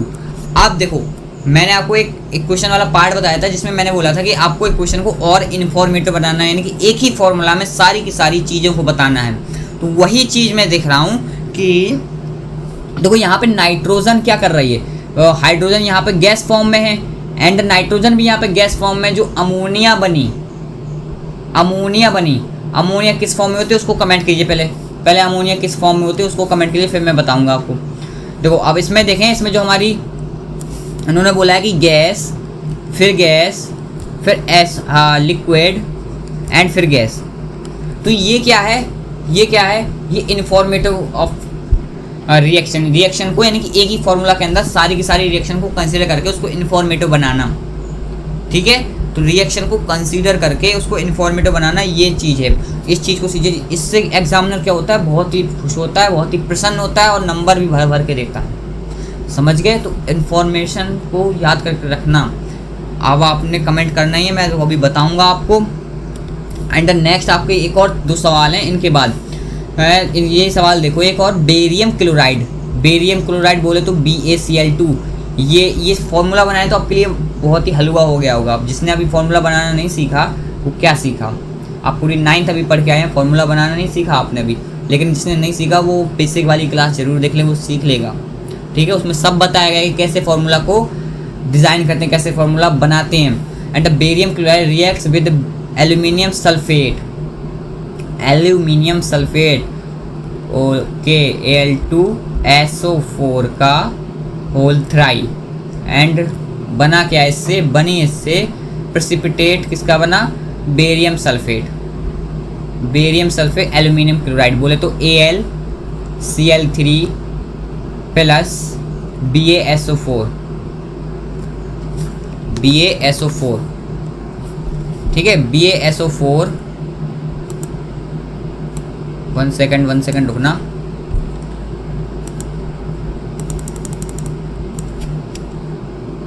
यहाँ पे BaSO4 बना, उन्होंने बोला BaSO4 को क्या बना, प्रेसिपिटेट। तो ये बताओ अब ये किस प्रकार की रिएक्शन है इस चीज़ का, चलो कमेंट करो। BaSO4 ये किस प्रकार की रिएक्शन है, ये एक डबल डिस्प्लेसमेंट रिएक्शन है। एंड डबल डिस्प्लेसमेंट के अंदर ये किस चीज़ की रिएक्शन है, प्रेसिपिटेशन। इसमें किस चीज़ का फॉर्म हो रहा है, प्रेसिपिटेट का निर्माण हो रहा है। जो हमारा BaSO4 है ये प्रेसिपिटेट है, क्या हो रहा है, प्रेसिपिटेट है। तो ये हमारे कलरलेस है, ये एक्वस है एंड दीज आर एक्वस। जब 2 एक्वस कलरलेस सोल्यूशन मिलते हैं तो एक एक्वस कलरलेस सोल्यूशन बनता है एंड द प्रेसिपिटेट जो नीचे दब जाता है। तो एक्वस एंड BaSO4 जो प्रेसिपिटेट नीचे दब गया। एंड नीचे नेक्स्ट वाले क्वेश्चन को, पोटेशियम मेटल यानी कि K plus react with water H2O के साथ रिएक्ट करता है तो क्या बनता है, गिव पोटेशियम हाइड्रोक्साइड यानी कि KOH प्लस हाइड्रोजन गैस बोले तो H2। तो H2 फॉर्म होती है, क्या होती है, H2 फॉर्म होती है। यहाँ पे क्या होती है, H2 का फॉर्म होता है। तो जो रिएक्शन बोली जा रही है तो मैंने कि वैसी की वैसी मैंने रिएक्शन लिख दी। अब इसके बाद मुझे करना क्या है, उन्होंने बोला कि बैलेंस करो इस पूरी इक्वेशन को। तो बैलेंस कर लो प्लस H2। अभी देखो हमने बैलेंस पिछली वाली की नहीं की बैलेंस। ये देखो BaCl2 BA1 है, इसके बस क्लोरीन यहाँ पे 2 है लेकिन यहाँ पे क्लोरीन 3 है, इस देखो इस वाली रिएक्शन को भी बैलेंस नहीं हुई। ये वाली रिएक्शन इसको देखते हैं सबसे पहले। ठीक है, तो Ba यहाँ पे 1 है, यहाँ पे Ba 2 है, यहाँ पे Ba कितने हैं, 2 हैं। तो यहाँ पे Ba यहाँ पे क्लोरीन यहाँ पे 2 है, यहाँ पे क्लोरीन 3 है। तो यहाँ पे 3 से मल्टीप्लाई कर दो जो हमारा BaCl2 वाला पार्ट है। इसके बाद देखेंगे हम एल्यूमिनियम, यहाँ पे 3, क्लोरीन यहाँ पे 6 हो गए, यहाँ पे 2 से मल्टीप्लाई कर देंगे। अब देखें अब क्या चीज़ रह गई है, तो बेरिलियम यहाँ पे 3 हो गए हैं और क्लोरीन यहाँ पे 6 हो गए हैं जो हमारा BaCl2 रिएक्टेंट वाले पार्ट में। इसके बाद देखा कि AlCl3 में जो हमारे प्रोडक्ट वाले पार्ट में है उसमें हमारे एल्यूमिनियम 2 हैं और रिएक्टेंट वाले पार्ट में भी एल्यूमिनियम 2 हैं। लेकिन जो बेरिलियम है वो रिएक्टेंट वाले पार्ट में 3 बेरिलियम है। तो हमको उसको 3 कंप्लीट करने के लिए हमें यहाँ पे 3 से मल्टीप्लाई करना होगा। तो ये रिएक्शन क्या हो गई, पूरी की पूरी रिएक्शन ये हो गई बैलेंस, ये हमारी बैलेंस केमिकल इक्वेशन हो गई पूरी पूरी। ठीक है, अब नेक्स्ट वाले इस वाले सवाल को देखते हैं। यहाँ पे पोटेशियम एक है, यहाँ पे भी पोटेशियम एक है, लेकिन यहाँ पे जो रिएक्टेंट जो हमारे प्रोडक्ट वाला पार्ट है, इसमें क्या है, प्रोडक्ट वाले पार्ट में जो वैसे बताऊँ आपको ये दिख नहीं रही होगी, तो इसको मैं थोड़ा यहाँ लिख देता हूँ, K+H2O form KOH plus H2, क्योंकि मैं ही आपको यहाँ दिख रहा हूँ। ठीक है, तो अब हम इसको देखते हैं यहाँ पे। अब इसको देखते हैं हम कि जो हमारे के यानी पोटेशियम वो हमारा एक है, प्रोडक्ट वाले पार्ट में जो हमारा हाइड्रोजन है वो 3 हाइड्रोजन है। इसमें हम 3 हाइड्रोजन को कंप्लीट करने के लिए यहाँ पे हम 2 से मल्टीप्लाई कर दें और यहाँ पे भी हम 2 से मल्टीप्लाई कर दें। क्यों करें भैया हम, इसलिए क्योंकि यहाँ पे 4 हाइड्रोजन यहाँ पे हो गए और 4 हाइड्रोजन यहाँ वहाँ पे भी हो गए प्रोडक्ट वाले पार्ट में और रिएक्टेंट वाले पार्ट में, कि दोनों LHS एंड RHS में 4 हाइड्रोजन हो गए। लेकिन दिक्कत यहाँ आ रही है कि यहाँ पे जो पोटेशियम है हमारे रिएक्टेंट वाले प्रोडक्ट वाले पार्ट में, वहाँ पे हमारे जो पोटेशियम है वो 2 हैं, पोटेशियम के एटम हमारे 2 हैं। यहाँ पे 2 कंप्लीट करने के बाद यहाँ पे 2 से मल्टीप्लाई कर दूंगा, जो हमारे सिंगल मेटल ऑफ पोटेशियम है। इनके फॉर्म लिख दो, ये क्या है, ये सॉलिड है, ये सॉलिड है, ये लिक्विड है, ये एक्वस है, एंड ये क्या है, ये गैस है जो कि निकल चुकी है। या तो ये साइन निकल चुकी है कि इवोल्यूशन हुआ है इस गैस का, निकल चुकी है, या तो फिर ये साइन लगाएं कि ये गैस है, G का साइन लगाएं, उसकी स्टेट बताना।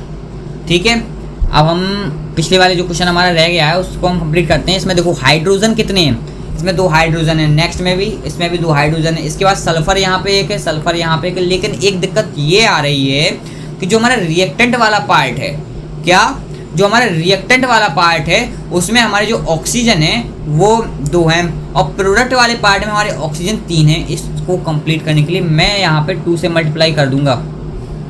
कहाँ पे, यहाँ पे मैं 2 से मल्टीप्लाई कर दूंगा, जिससे मेरी ऑक्सीजन यहाँ पे 2 हो जाएंगी, वो 4 ऑक्सीजन हो जाएंगी। और रिएक्टेंट वाले पार्ट में भी मैं फिर से 2 से मल्टीप्लाई कर दूँ तो यहाँ पे 4 ऑक्सीजन यहाँ पे हो गई। लेकिन फिर यहाँ पे एक दिक्कत आई कि जो हाइड्रोजन है वो प्रोडक्ट वाले पार्ट में 4 हो गए हैं, लेकिन रिएक्टेंट वाले पार्ट में अभी भी हाइड्रोजन 2 हैं। रिएक्टेंट वाले पार्ट में अभी भी हाइड्रोजन कितने हैं, 2 हैं। तो यहाँ पे अगर मैं 2 से मल्टीप्लाई करूँ, अब देखो, अब हमें यहाँ पे करेक्शन करना पड़ेगा, क्योंकि आपने जब 2 से सब जगह मल्टीप्लाई कर दिया तो करेक्शन क्या करना पड़ेगा, इस चीज़ को समझो। करेक्शन ये करना पड़ेगा क्योंकि यहाँ पे जो सल्फर हैं हमारे रिएक्टेंट वाले पार्ट में, LHS वाले पार्ट में, अभिकारक वाले पद पर जो हमारे सल्फर के एटम है वो 2 एटम है, लेकिन जो हमारे इसमें RHS वाले पार्ट में सल्फर का 1 एटम है। तो यहाँ पे मैं 2 से मल्टीप्लाई करना है, ऑब्वियसली सी बात है। लेकिन जो हमारे अब ऑक्सीजन हो रहे हैं वो प्रोडक्ट वाले पार्ट में ऑक्सीजन के एटम्स 6 एटम हो रहे हैं, लेकिन अभी भी रिएक्टेंट वाले पार्ट में ऑक्सीजन के 4 ही एटम हैं। इसी चीज़ को पूरा करने के लिए यहाँ पर होता है करेक्शन। क्या करेक्शन होता है यहाँ पे, करेक्शन क्या होता है, करेक्शन ये होता है कि हमें नंबर्स को चेंज करना पड़ता है विद द अकॉर्डिंग ऑफ जो हमने अभी चीज़ें बनाई हैं। तो नंबर हमें क्या चेंज करना पड़ेगा, यहाँ पे मेरे को 3 लिखना पड़ेगा। क्या लिखना पड़ेगा मेरे को, यहाँ पे 3 लिखना पड़ेगा, तभी जाके हमें रिएक्टेंट वाले पार्ट में हमारे 6 ऑक्सीजन के एटम हो पाएंगे। तो इस चीज़ को करेक्शन करना भी आपको सिखाया गया है, करेक्शन करना भी आपने सीखा है कि हम कैसे इस चीज़ को करेक्ट करते हैं। जो हमारे नंबर अभी हम लिख दिए हैं उसको हमें मिटा के फिर से हमें करेक्ट करना है इरेजर करके। ठीक है, अब हम देखते हैं अपने नए सवाल के ऊपर, जो कि पहले तो आपको ये सॉल्यूशन वगैरह सब लगा हुआ है। NH3 थी, आपने अगर पढ़ा हो तो वो गैस होती है। ठीक है, क्या होती है, NH3 गैस होती है। ओके, तो ये सारी मैंने रिएक्शन लिख के दे दी है, क्या इनकी नेम है वगैरह वगैरह, क्या इनकी साइन है, इस प्रकार से आपको रिएक्शन वगैरह को लिखना है। सवाल है उसका आंसर लिखना है डायरेक्ट। ठीक है, अब नए सवाल के ऊपर, नेक्स्ट सवाल में क्या कह रहा है वो कि अभी आप पॉज कीजिए वीडियो को, फिर इसके बाद अटेम्प्ट कीजिए इस सवाल को। तो right the balance chemical equation for the following and identity the type of reaching in the case. इनकी बैलेंस कीजिए इक्वेशन को, इनकी आइडेंटिटी बताइए, यानी कि रिएक्शन टाइप बताइए कि किस प्रकार की ये रिएक्शन है, उसके बारे में पूछा गया है। और क्या बताइए, और इस रिएक्शन को लिखकर बैलेंस कीजिए। ठीक है, अब हम रिएक्शन को बैलेंस करते हैं। सबसे पहले हम रिएक्शन के जो हमारे सिम्बलाइज्ड फॉर्म में, सिंबल फॉर्म में, उसमें हम रिएक्शन को लिखते हैं। ठीक है, तो potassium bromide KBr, potassium bromide का aqua solution plus barium iodide यानी कि बेरियम आयोडाइड, इसके बाद फॉर्म करती है किस चीज़ की फॉर्म करती है Ki प्लस BaBr2 यानी कि बेरियम ब्रोमाइड BaBr2। अच्छा भैया आपने बोला, सही समझ गए हम। अब ये आपको देखने में किस प्रकार की रिएक्शन लग रही है। रिएक्शन से पहले आप बैलेंस कीजिए, इसको बैलेंस कीजिए। किस प्रकार बैलेंस करने पर क्या समझ में आ रहा है, जो हमारे रिएक्टेंट वाले पार्ट में है, इसमें जो हमारे पोटेशियम वो एक है, यहाँ पोटेशियम एक है, लेकिन दिक्कत कहाँ है, आयोडीन पर। आयोडीन हमारे प्रोडक्ट वाले पार्ट में जो RHS वाला पार्ट है उसमें हमारे एक आयोडीन है और यहाँ पे 2 है, तो यहाँ पे मैं 2 से मल्टीप्लाई कर दूँ Ki पर। पोटेशियम आयोडाइड पर 2 से मल्टीप्लाई करने पर जो आयोडीन के एटम है वो तो बराबर हो गए, लेकिन जो पोटेशियम के एटम है वो अलग अलग हो गए, तो यहाँ पे फिर से मुझे 2 से मल्टीप्लाई करना पड़ेगा। अब Br के एटम दोनों तरफ बराबर हो गए, क्यों? क्योंकि Br के एटम रिएक्टेंट वाले पार्ट में भी 2 हैं और प्रोडक्ट वाले पार्ट में भी 2 हैं, तो ये इक्वेशन बैलेंस हो गई। लेकिन आपसे पूछा एक और चीज़ है कि इस रिएक्शन का, इस पर्टिकुलरली जो आपको रिएक्शन दी गई है, इसका टाइप भी बताइए। इसका क्या बताना है हमको, टाइप भी बताना है, तो टाइप भी बताइए इनका। इस रिएक्शन का टाइप क्या है कि एक पॉजिटिव एक नेगेटिव, एक पॉजिटिव एक नेगेटिव बनाकर एक पॉजिटिव एक नेगेटिव और एक पॉजिटिव एक नेगेटिव, यानी कि जहाँ पे अपने आयंस को कैटायन एंड एनायन अपने आयंस का एक्सचेंज कर लेते हैं, वहाँ पे कौन सी रिएक्शन होती है, वहाँ पे होती है डबल डिस्प्लेसमेंट रिएक्शन, जिसको मेटाथीसिस रिएक्शन भी बोला करती है। क्या? Double displacement reaction. तो ये क्या है? डबल डिस्प्लेसमेंट रिएक्शन है। ठीक है, तो ये क्या है? एक प्रकार की double displacement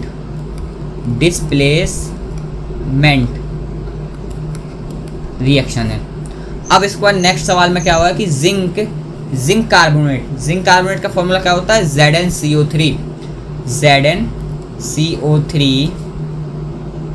ZnCO3 form Zn zinc oxide plus CO2 carbon dioxide. अच्छा, ये किस चीज़ की आपको रिएक्शन दिख रही है? सबसे पहले आप ये बताइए, तुमको ये नहीं लग रहा है कि एक चीज़ किसी 2 चीज़ में टूट रही है या 2 या 2 से अधिक चीज़ों में टूट रही है, तो यहाँ पे क्या हुआ? कंपोजिशन हुआ, डिकम्पोज हुई हैं चीज़ें, टूटी हुई हैं, तो ये एक प्रकार की डिकम्पोजिशन रिएक्शन है। पहली बात तो क्या है ये?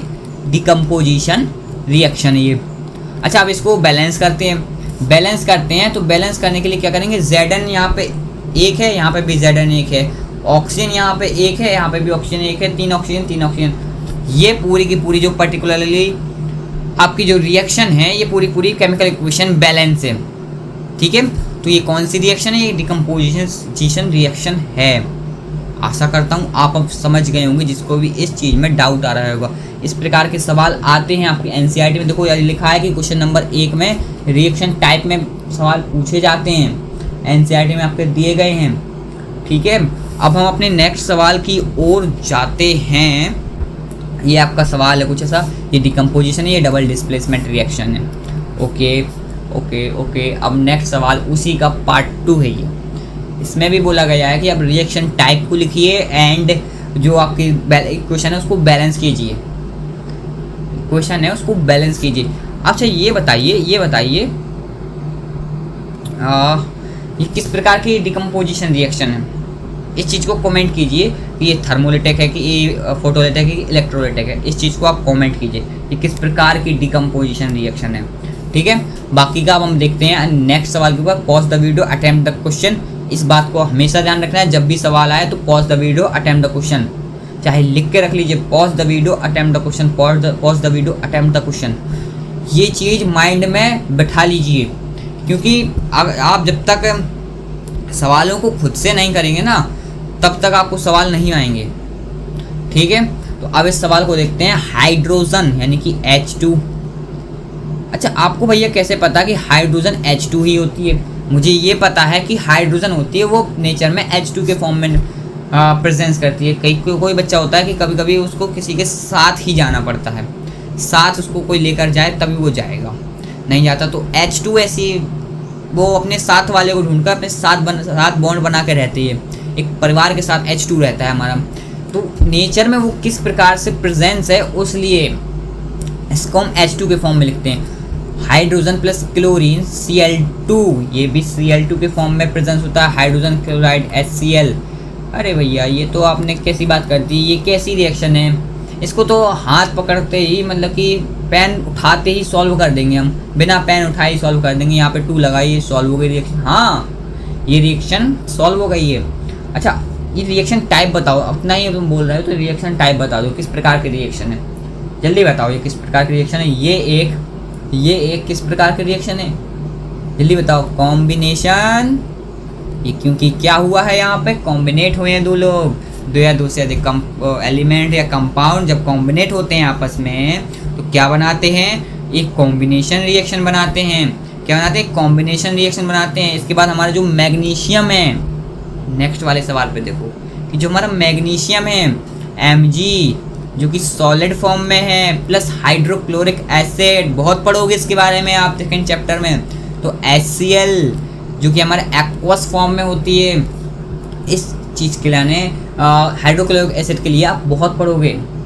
इसके लिए फिर जो आपका मैग्नीशियम क्लोराइड बना है MgCl2, फिर बना क्या, हाइड्रोजन गैस की निकली है। अब आपको कैसे पता हाइड्रोजन गैस निकली, भैया वो गैस है, वो दबी तो रही नहीं रहेगी, निकल जाएगी। तो MgCl2 प्लस H2 गैस, ये गैस फॉर्म में, या तो फिर और लगा के ऐसे निकालने का साइन। ये क्या हमारा, ये एक्वस है, इसके बाद ये हमारा सॉलिड है ये। अब इस रिएक्शन को बैलेंस कीजिए, रिएक्शन को बैलेंस कर रहे थे। यहाँ पे Mg2 हैं, हमारे प्रोडक्ट वाले पार्ट में Mg2 हैं, ठीक है। अब रिएक्टेंट वाले पार्ट में भी Mg1 है और प्रोडक्ट वाले पार्ट में भी Mg1 है। इसके बाद देखा जाए जो हमारा क्लोरीन है वो यहाँ पे 1 है, और क्लोरीन हमारे रिएक्टेंट वाले पार्ट में 1 है और प्रोडक्ट वाले पार्ट में 2 हैं। तो यहाँ पे हम 2 मल्टीप्लाई, यहाँ से हम 2 पे मल्टीप्लाई कर दें। अब हाइड्रोजन क्या होता है, तो हाइड्रोजन भी 2 हैं, यहाँ पे हाइड्रोजन भी 2 हैं। ये रिएक्शन आपकी क्या हो गई, ये रिएक्शन बैलेंस हो गई। लेकिन उन्होंने पूछा है साथ ही साथ रिएक्शन का टाइप बताइए। क्या बताइए, रिएक्शन का टाइप बताइए, रिएक्शन का आखिर टाइप क्या है उसके बारे में बताइए आप। तो मैं आपको बता दूं ये किस प्रकार की रिएक्शन है। सोचिए, जब कोई एक ताकतवर व्यक्ति किसी दूसरे कमज़ोर व्यक्ति को उसके स्थान से हटाकर उसके स्थान पर जाके बैठ जाता है, वो किस प्रकार की रिएक्शन होती है, सही पकड़े, डिस्प्लेसमेंट। तो यहाँ पे क्या हुआ, डिस्प्लेसमेंट। भैया आपको कैसे पता है डिस्प्लेसमेंट है, क्योंकि यहाँ पे जो Mg है वो उस जो रिएक्टिव सीरीज थी, मैंने आपको रिएक्टिवेंट सीरीज दी थी, रिएक्टिविटी वाली, जो कौन ज़्यादा रिएक्टिव है कौन लेस रिएक्टिव है उसके बारे में, उसमें ये Mg हाइड्रोजन से पहले आता है। इसलिए Mg हाइड्रोजन को उसके स्थान से भगाकर उसके स्थान पर जाकर MgCl2 का फॉर्म करता है, MgCl2 को बनाता है। इसलिए तो MgCl2 यहाँ पे कौन सी रिएक्शन है, यहाँ पे हमारी डिस्प्लेसमेंट रिएक्शन है, डिस्प्लेसमेंट रिएक्शन। यहाँ पे कॉम्बिनेशन रिएक्शन टाइप्स को लेकर भी सवाल आते हैं। अब हम, क्या आपको विश्वास है मेरे आंसर सारे सही होंगे? जी हाँ, all answer are correct. Mg2HCl, this form of MgCl2, then H2 gas यहाँ पे क्या हुई, निकली हुई, यहाँ पे गैस का साइन लगाएं या फिर इवैल्यूएट का साइन लगाएं, जो निकलने का साइन लगाएं, ठीक है। ये एक डिस्प्लेसमेंट रिएक्शन है और ये कॉम्बिनेशन रिएक्शन है। हाँ भैया समझ गया। अब नेक्स्ट सवाल की ओर जाते हैं। कितने सारे हमने सवाल के लिए, अब आप कितने सवाल आखिर आपके अटैम्प्ट हो गए, जिनके अटैम्प्ट हो गए बहुत ही खुश होंगे। सवाल उन्होंने किए हैं, कैसे वो कर पा रहे हैं सवाल, क्योंकि उन्होंने जो पीछे लेक्चर्स हुए हैं उनको वो पढ़ा है, उन्होंने लेक्चर को, मैं आपको साथ साथ उसके बारे में बता जाता हूँ कि क्यों ये डिस्प्लेसमेंट रिएक्शन है, क्यों ये कॉम्बिनेशन है, क्यों ये है, इनके बारे में सब रिकैप कराते जाता हूँ। लेकिन जिसने अभी तक वो लेक्चर्स वगैरह नहीं देखे हैं तो वो आप भाई बैकलॉग के जाल में फंस गए हैं। कंप्लीट कीजिए प्लीज़, उनको कंप्लीट कीजिए, क्योंकि बैकलॉग का जाल मत बढ़ाइए। ये गुत्थी सुरक्षित नहीं है जब बैकलॉग बहुत ज़्यादा हो जाता है, ठीक है। तो NCERT एग्जाम्पल का एक्सरसाइज का एक और क्वेश्चन जो हमारी रोजाना केमिस्ट्री में काम आता है उसके बारे में हम देखते हैं। ये क्वेश्चन देखिए कि why the respiration consider an exothermic reaction explain. अब इन्होंने बना दिया कि रेस्पिरेशन को हम एक्सोथर्मिक रिएक्शन की ये थ्योरी लिखनी है। इसमें हमको इस प्रकार के भी सवाल आते हैं कि हमको थ्योरी लिख के बताना पड़ेगा हम क्यों कहते हैं इसको। एवरीडे केमिस्ट्री में, एवरीडे लाइफ में ऐसा क्यों हम आखिर बोलते हैं। तो वाई द रेस्पिरेशन, रेस्पिरेशन मतलब श्वसन क्रिया, जहाँ हम सांस लेते हैं छोड़ते हैं, उसमें हम बोला करते हैं वो एक्सोथर्मिक रिएक्शन का एक एग्जाम्पल है। ऐसा क्यों करते हैं, ऐसा हम क्यों करते हैं। एंड द सेकेंड क्वेश्चन बोल रहा है कि oil and fat containing food item and fluids with nitrogen, यानी कि फिल्ड करते हैं उसको नाइट्रोजन एंड क्या बोलते हैं हीलियम गैस से। अब ये देखो रेस्पिरेशन की क्रिया क्यों है, ये एक एरोबिक रेस्पिरेशन की क्रिया है, क्योंकि जो हमारे रेस्पिरेशन में एरोबिक रेस्पिरेशन की स्पेशल क्रिया है। क्यों, क्योंकि ग्लूकोज जब हम खाना खाते हैं तो ग्लूकोज हम लेते हैं। तो ग्लूकोज की फॉर्मूला क्या होता है, पहले बात तो आप ग्लूकोज का फॉर्मूला याद कर लीजिए। कैसे याद करने की ट्रिक क्या होती है भैया, वो बताइए। तो ग्लूकोज की फॉर्मूला को याद करने की ट्रिक होती है C6H12O6, यानी कि कार्बन एंड ऑक्सीजन 6 है यहाँ पे, एंड डबल ऑफ हाइड्रोजन, यानी कि हाइड्रोजन हमेशा डबल है इनका, ठीक है। तो यहाँ पे C6H12O6 ये क्या होगा, ग्लूकोज का फॉर्मूला होगा। इसको याद कर रख लीजिए।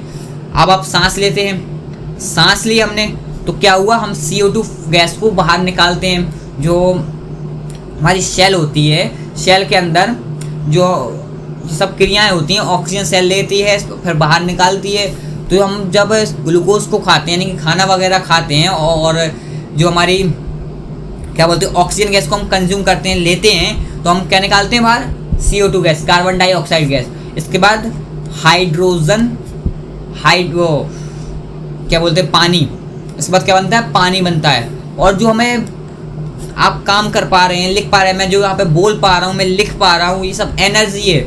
ये उसी से एनर्जी निकली हुई है, उसी से क्या निकली हुई है, एनर्जी। तो जहाँ पे एनर्जी का फॉर्म होता है, एनर्जी निकलती है, वो एक्सोथर्मिक रिएक्शन होती है। ये तो भाई आपको पता ही है कि इसको एक्सोथर्मिक रिएक्शन क्यों बोलते हैं। एक्सोथर्मिक रिएक्शन आखिर क्या होती है कि जहाँ पे एनर्जी का फॉर्म होता है, एनर्जी निकलती है, हीट, एनर्जी, सारी की सारी चीज़ें निकलती हैं यहाँ पे, वहाँ पे एक्सोथर्मिक रिएक्शन होती है, ठीक है। तो यहाँ पे क्या हो रहा है, एरोबिक रेस्पिरेशन में आपकी जो श्वसन क्रिया होती है उसमें आप क्या करते क्या हैं कि जो आपका ग्लूकोज होता है ऑक्सीजन के साथ क्रिया करके जो CO2 plus H2O plus energy का फॉर्म करता है। तो एनर्जी क्या है, एनर्जी, यही एनर्जी एक्सोथर्मिक रिएक्शन का जो पहचान है वो बताती है कि यहाँ पे एक्सोथर्मिक रिएक्शन ही हुई होगी। अच्छा, अब नेक्स्ट सवाल क्या कह रहा था कि oil and fat containing food item and fluid with nitrogen gas, यानी कि आइटम में जो ऑयल से बने होते हैं उनमें हम नाइट्रोजन गैस को क्यों भरते हैं, उसके बारे में बताया गया। तो उस चीज़ को भी देखते हैं, देखो इन चिप्स पैकेट, जो ये चिप्स वगैरह के पैकेट होते हैं, in chips packet the oxygen gas replace with nitrogen prevent the oxidation of chips, यानी कि चिप्स का ऑक्सीडेशन ना हो। ऑक्सीजन गैस से अगर हम इसमें ऑक्सीजन गैस भरेंगे तो चिप्स का ऑक्सीडेशन हो जाएगा, जिसकी वजह से उसका टेस्ट है, जिसका स्मेल वगैरह वो सब खराब हो जाएंगी।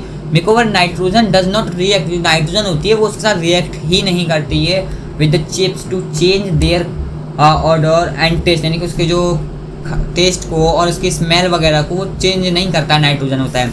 Hence the chips retain their original taste and odour, ठीक है। तो समझ गए होंगे कि इसमें हम नाइट्रोजन गैस का क्यों भराव करते हैं, इसलिए क्योंकि वो चीज़ें खराब ना हो, ऑक्सीजन गैस से वो ऑक्सीडेशन हो जाता है।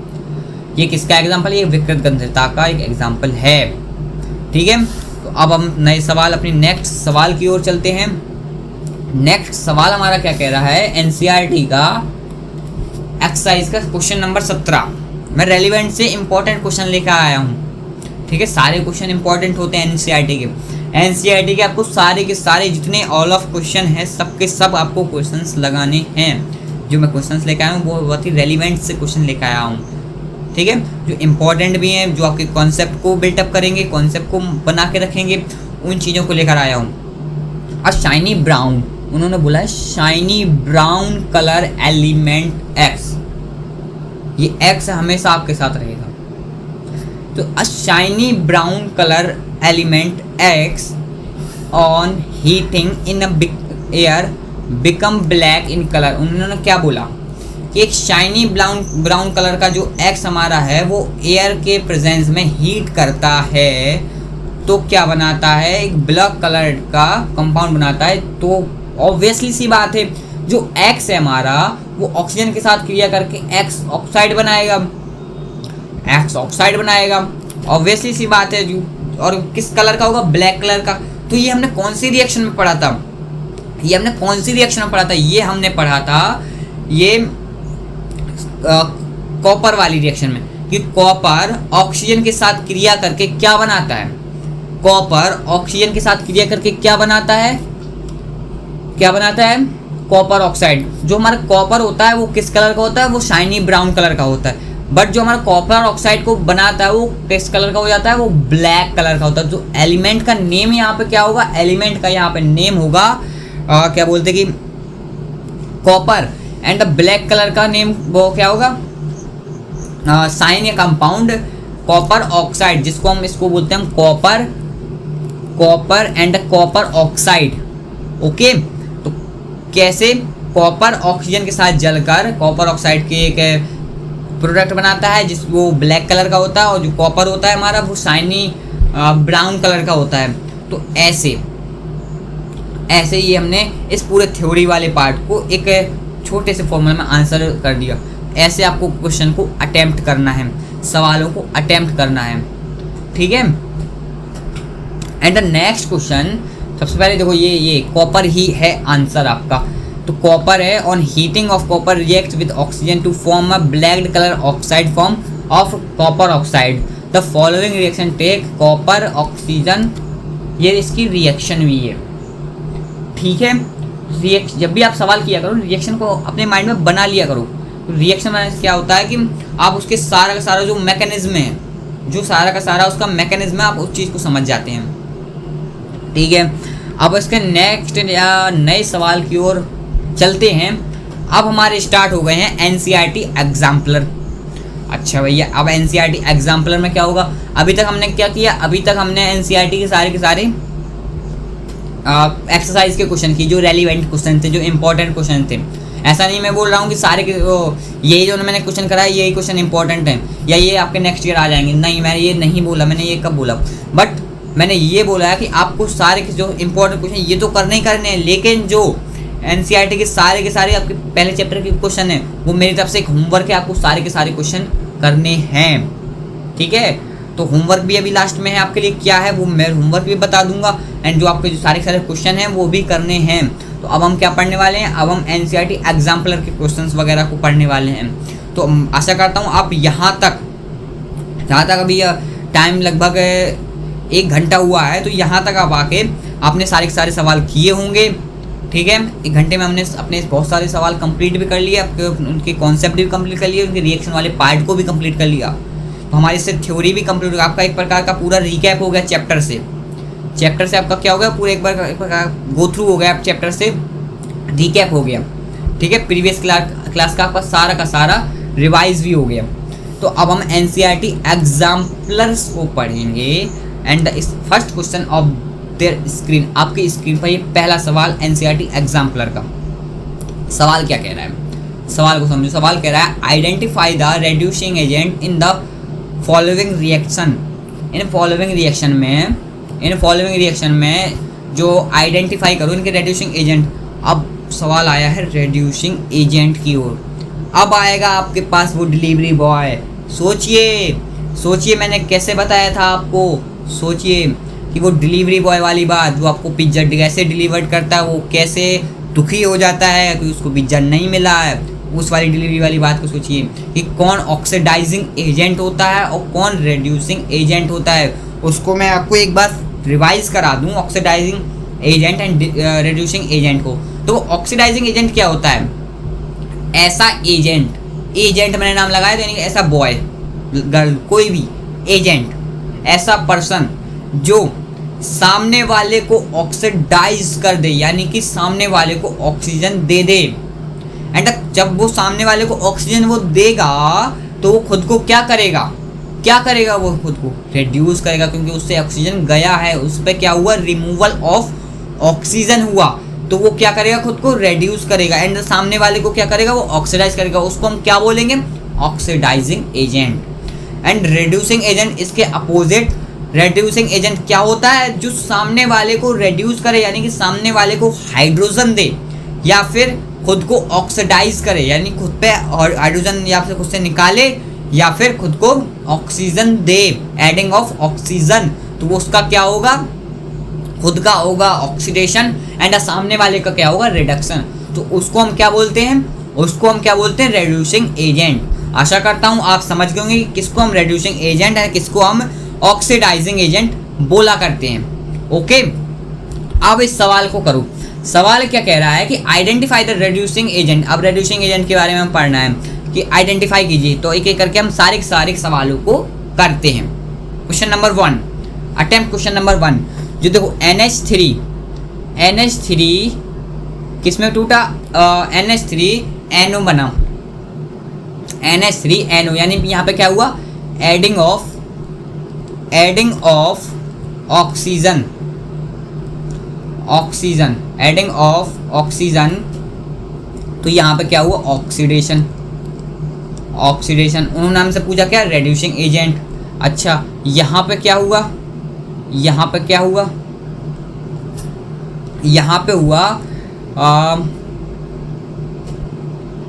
हुआ रिमूवल ऑफ ऑक्सीजन। अब भैया यहाँ पे रिमूवल ऑफ ऑक्सीजन क्या कैसे हुआ, भाई मेरे को समझ में तो नहीं आया। रिडक्शन, रिमूवल ऑफ ऑक्सीजन का मतलब क्या कि पहले वाले इनिशियली केस में इसके पास ऑक्सीजन कितने थे, 2 ऑक्सीजन थे। अब फाइनल केस में इसके पास 1 ऑक्सीजन है, तो ऑक्सीजन रिमूव हुए ना, तो यहाँ पे क्या हुआ, यहाँ पे रिडक्शन हुआ। अब उसने हमसे पूछा क्या है कि ऐसा पर्सन जो सामने वाले को रिड्यूस कर दे एंड खुद को ऑक्सीडाइज कर ले। अच्छा, जो हमारा NH3 है इसने किसको रिड्यूस किया है, NH3 ने खुद को तो ऑक्सीडाइज कर लिया, क्योंकि उसके साथ नाइट्रोजन है, उसके साथ क्या जुड़ा, ऑक्सीजन जुड़ा। लेकिन उसने जो H2O है इसको रिड्यूस किया है, तो यहाँ पे जो हमारा रिड्यूसिंग एजेंट होगा वो NH3 होगा। NH3 एजेंट नाम का व्यक्ति क्या काम कर रहा है, जो हमारा NH3 अमोनिया नाम का व्यक्ति है वो हमारा क्या काम कर रहा है, वो H2O को रिड्यूस कर रहा है एंड खुद को ऑक्सीडाइज कर रहा है। तो NH3 क्या होगा, NH3 एक रिड्यूसिंग एजेंट होगा। ठीक है, अब सेकंड क्वेश्चन में क्या कह रहे हैं कि H2O, F2, HF, HOF। समझो इसको, H2O जब सबसे F समझो।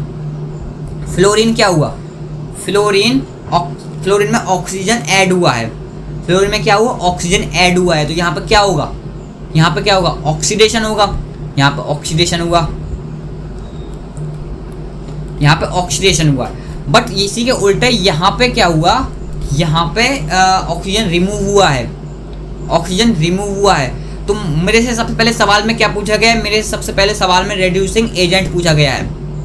तो रिड्यूसिंग एजेंट का मतलब क्या होता है, जो सामने वाले को रिड्यूस करे। तो यहाँ पे कौन सा व्यक्ति जो सामने वाले को रिड्यूस कर रहा है, जो F2 है वो खुद को ऑक्सीडाइज कर रहा है, क्योंकि वो HOF बन रहा है।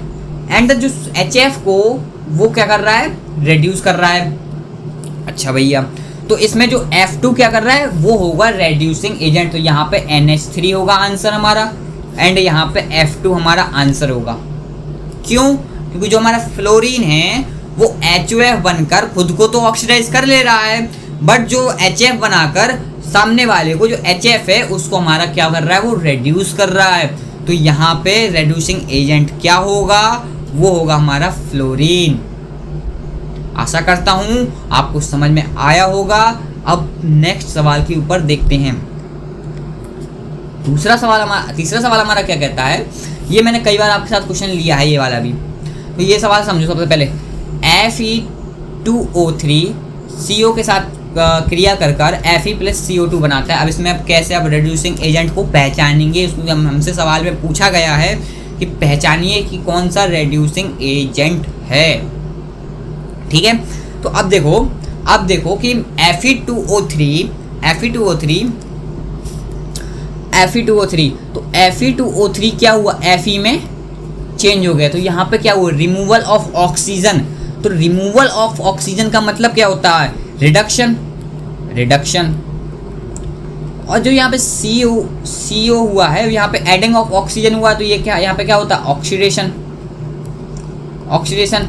और रिड्यूसिंग एजेंट की बात ही यही होती है कि वो सामने वाले को रिड्यूस करता है और खुद को ऑक्सीडाइज करता है। तो यहाँ पे ऐसा कौन सा व्यक्ति है जो खुद को ऑक्सीडाइज कर रहा है, तो यहाँ पे जो हमारा CO है, कार्बन मोनोऑक्साइड, जिसको हम CO बोलते हैं, कार्बन मोनोऑक्साइड, वो फॉर्म होकर कार्बन डाइऑक्साइड में बनती है। तो ऑक्सीजन को वो ले रही है, जिससे वो खुद को ऑक्सीडाइज कर रही है।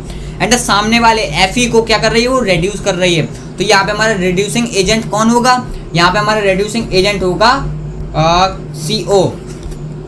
CO यहाँ पे हमारी carbon monoxide is the reducing agent. ठीक है, अब अगले वाले सवाल में क्या कह रहा है कि H2+O2। अब H2+O2 is the form of H2O।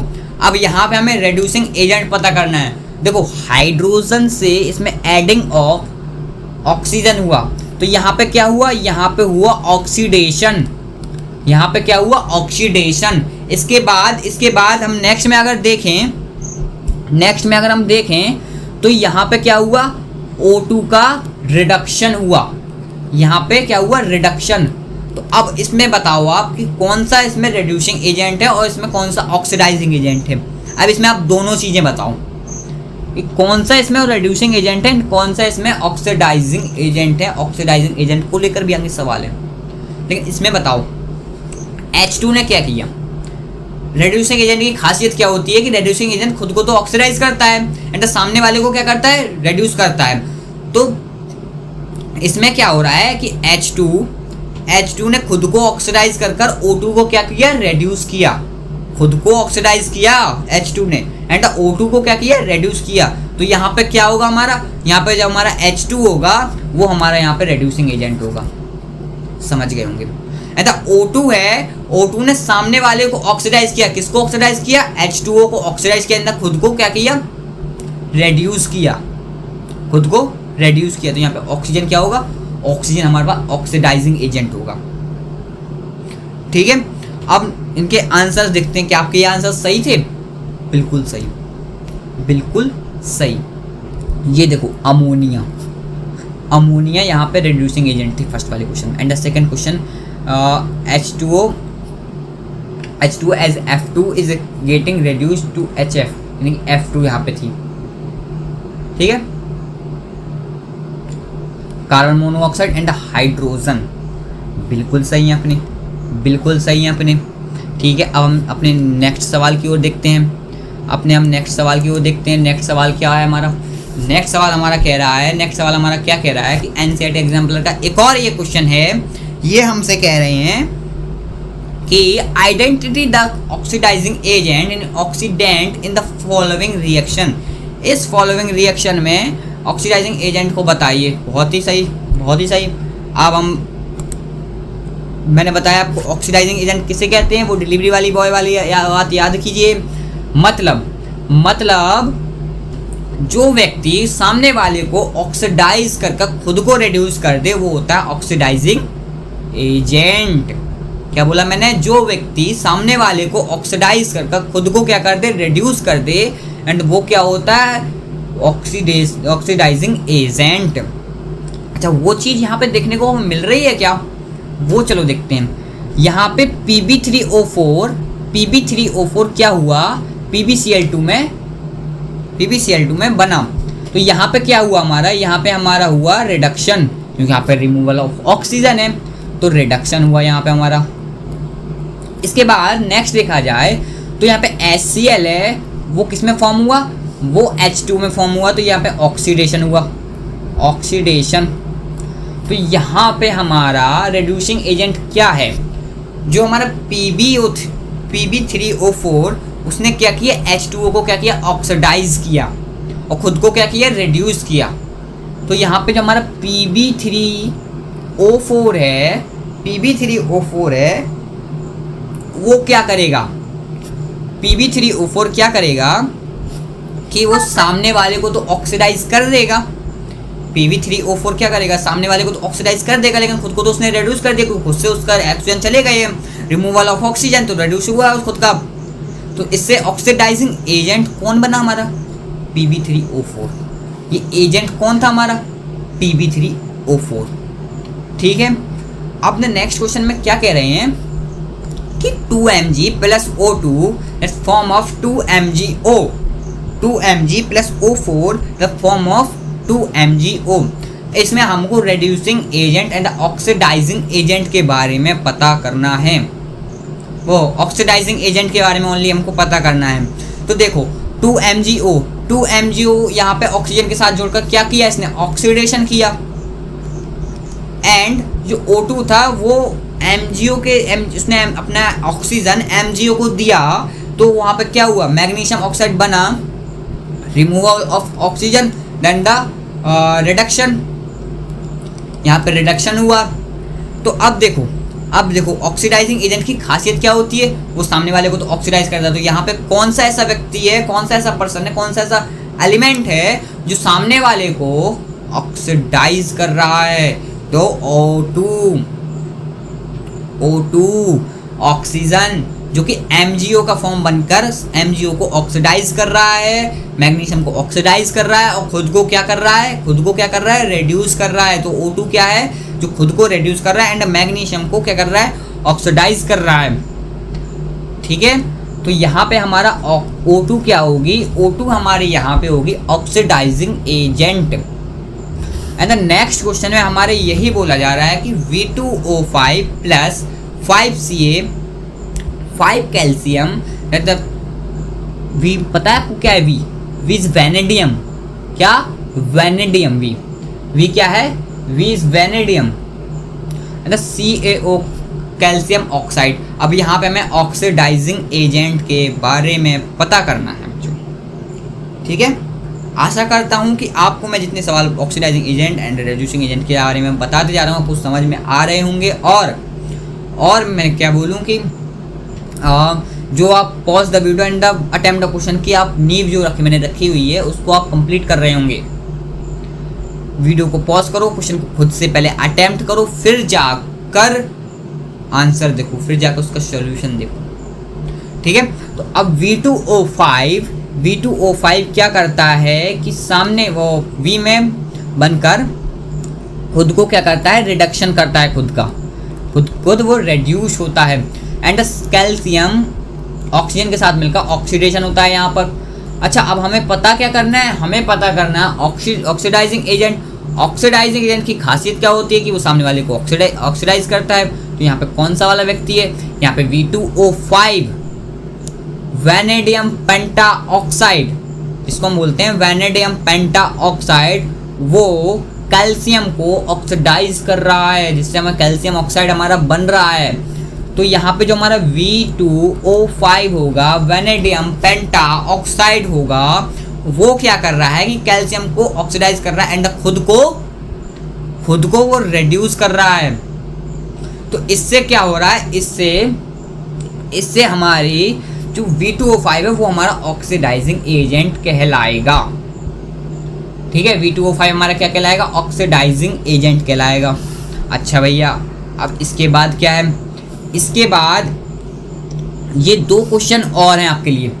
ये दो सवाल क्या कह रहे हैं, FeH2O Fe3O4 एंड H2।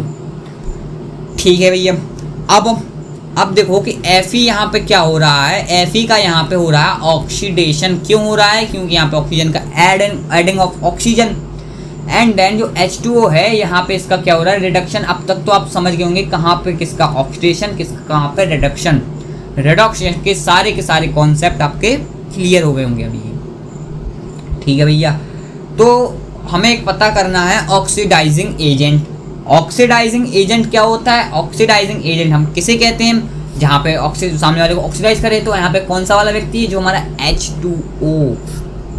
देखो H2O यानी जो हमारा पानी है, पानी है वो क्या कर रहा है? वो पानी है जिसको हम एक्वा भी बोला करते हैं, वो क्या कर रहा है? वो खुद को तो रेड्यूस करके H2 बना ले रहा है, बट Fe को, यानी कि हमारे जो Fe है, Fe दादा हैं, उनको वो ऑक्सीडाइज कर रहा है। तो यहाँ पे हमारा H2O क्या होगा? H2O हमारा होगा ऑक्सीडाइजिंग एजेंट। फिर इसी के बाद नेक्स्ट सवाल में क्या है कि CuO copper oxide plus H2O, copper plus H2O यानी कि पानी बनाते थे। अब यहाँ पे ऑक्सीडाइजिंग एजेंट के कौन है?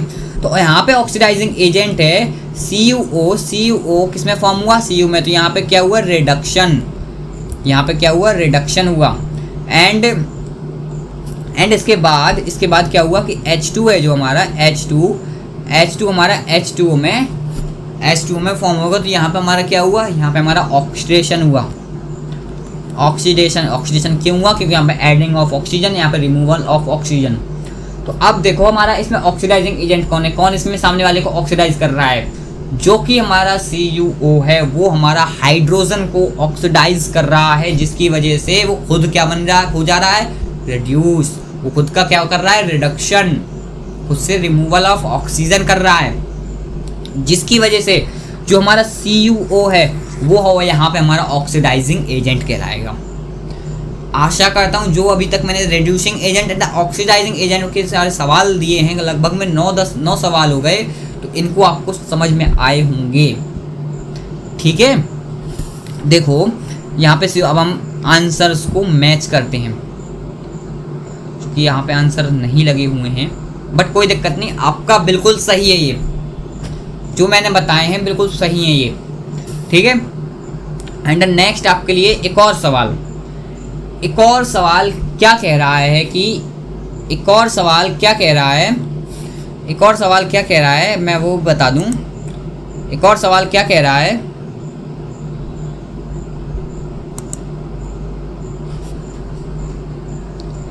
एक और सवाल क्या कह रहा है उस चीज को समझो कि why do we store silver chloride and hydrogen peroxide in dark coloured bottle, यानी कि जो हमारा सिल्वर क्लोराइड होता है AgCl होता है एंड हाइड्रोजन पेरोक्साइड H2O2 होता है, उसको हम डार्क कलर की बोतलों में क्यों रखते हैं? ये सवाल आता है आपके बोर्ड एग्जाम में, तो क्यों रखते हैं? इसका एक बेटर रीज़न ये है कि आपने जो डिकम्पोजिशन रिएक्शन पढ़ी है, डिकम्पोजिशन रिएक्शन आपने पढ़ी हुई है, तो डिकम्पोजिशन रिएक्शन का जो थर्ड पार्ट है फोटोलिटिक और फोटोलिसिस, उस वाले पार्ट में हम क्या देखते थे कि जब AgCl पर या AgBr, यहाँ पे एक और चीज़ ले लो, एंड AgBr यानी कि सिल्वर ब्रोमाइड, तो AgBr एंड AgCl पर जब सनलाइट या फिर लाइट पड़ती थी तो वो क्या Ag और Br में डिकम्पोज हो जाते थे। तो इसलिए जो हमारी रंगीन बोतलें होती हैं, कलर्ड बोतलें होती हैं, उसमें हम रखते हैं, क्योंकि देखो हमारा जो Ag होता है, AgCl होता है जो कि सॉलिड है, वो सनलाइट के केस में क्या करता है? AgBr सनलाइट के केस में क्या करता है? AgBr सनलाइट के केस में Ag प्लस Cl2 में टूट जाता है, Cl2 हमारी उड़ जाती है, Ag का सॉलिड हमारा रह जाता है, जो कि ब्लैक ग्रे कलर का हो जाता था वो, और क्लोरीन हमारी निकल जाती थी, उड़ जाती थी गैस। ऐसे ही हमारे ब्रोमीन के साथ भी होता था, ब्रोमीन भी उड़ जाती थी। तो क्या इसी चीज़ को बचाने के लिए क्या किया लोगों ने? इसी चीज़ को बचाने के लिए कांच की रंगीन बोतलों में उस चीज़ को भरने लगे। क्या किया भैया? कांच की रंगीन बोतलों में जो हमारे AgBr है, हाइड्रोजन पेरोक्साइड है, and the aluminium AgCl silver chloride and silver bromide, इनको हम कलर्ड बोतलों में इसलिए रखते हैं। अगर थ्योरेटिकल पार्ट आए तो उस चीज़ को ऐसे लिखना है। कैसे?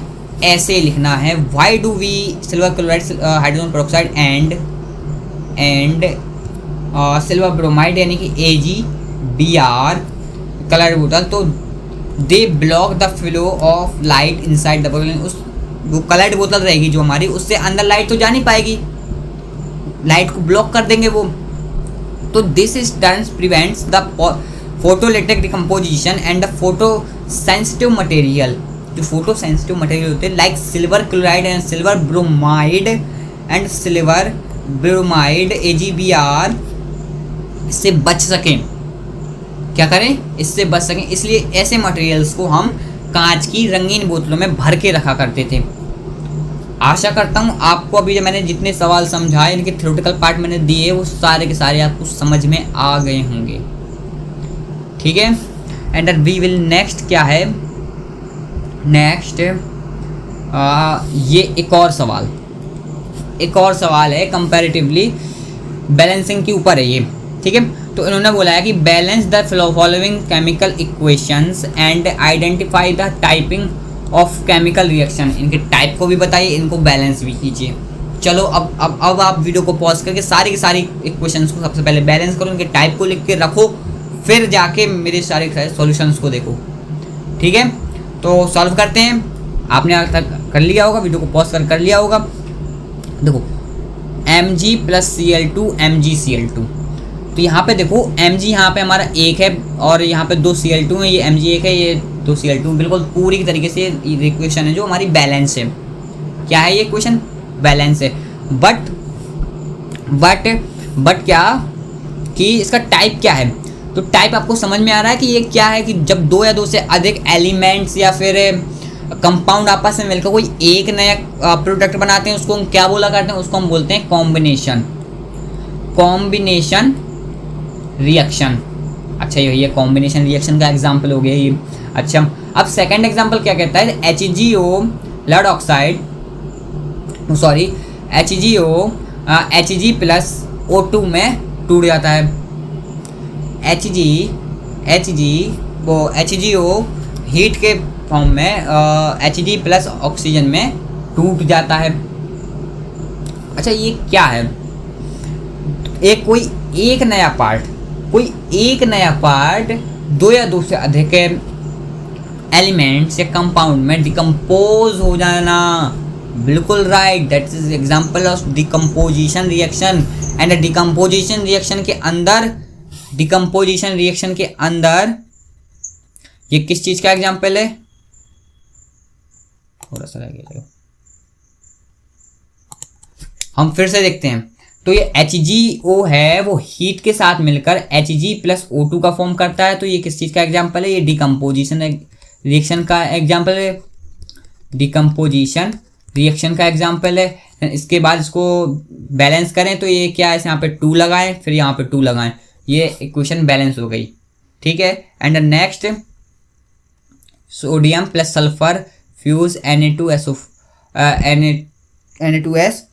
सॉलिड। तो ये हमारे किस चीज़ का? 2 चीज़ें कॉम्बिनेट हुए, तो हमारे कॉम्बिनेशन रिएक्शन का एग्जांपल है। ठीक है, इसके बाद इसको बैलेंस करें तो यहाँ पे 2 लगाएंगे, तो ये पूरी इक्वेशन क्या हो गई? बैलेंस हो गई हमारी। ठीक है, ये इक्वेशन क्या हो गई हमारी? बैलेंस हो गई। देन इसके बाद TiCl4 MgCl2। अब इसका मतलब क्या है भैया? इसका मतलब ये है कि इस यहाँ पे Ti यानी कि Ti को मैग्नीशियम ने क्या किया? डिस्प्लेस कर दिया। तो ये किस चीज़ का एग्जाम्पल है? ये हमारा डिस्प्लेसमेंट रिएक्शन का एग्जाम्पल है। डिस्प्लेसमेंट रिएक्शन का एग्जाम्पल है ये हमारी। अच्छा भैया, तो TiCl4 ने Mg ने क्या किया? रिएक्टिविटी सीरीज में देखिए आप, उसमें Mg पहले आता है Ti से, जिससे उसको उसके स्थान से डिस्प्लेस कर दिया है। ठीक है, एंड H2O2 ये UV में और H2O + O2 में टूट जाता है। इसको सबसे पहले बैलेंस करो। बैलेंसिंग में यहाँ पे 3 ऑक्सीजन है, तो 2 ऑक्सीजन बनाने के लिए यहाँ पे, और प्रोडक्ट वाले पार्ट में और रिएक्टेंट वाले पार्ट में, प्रोडक्ट में H2O में 2 से मल्टीप्लाई कर देंगे, एंड रिएक्टेंट वाले पार्ट में LHS वाले पार्ट में हम इसमें किससे मल्टीप्लाई करेंगे? हम करेंगे इसमें 2 से मल्टीप्लाई, तो जिससे हमारी पूरी की पूरी जो केमिकल इक्वेशन है वो हमारी बैलेंस हो जाएगी। ठीक है, एंड वी विल ये किस चीज़ का एग्जाम्पल है? ये हमारी डिकम्पोजिशन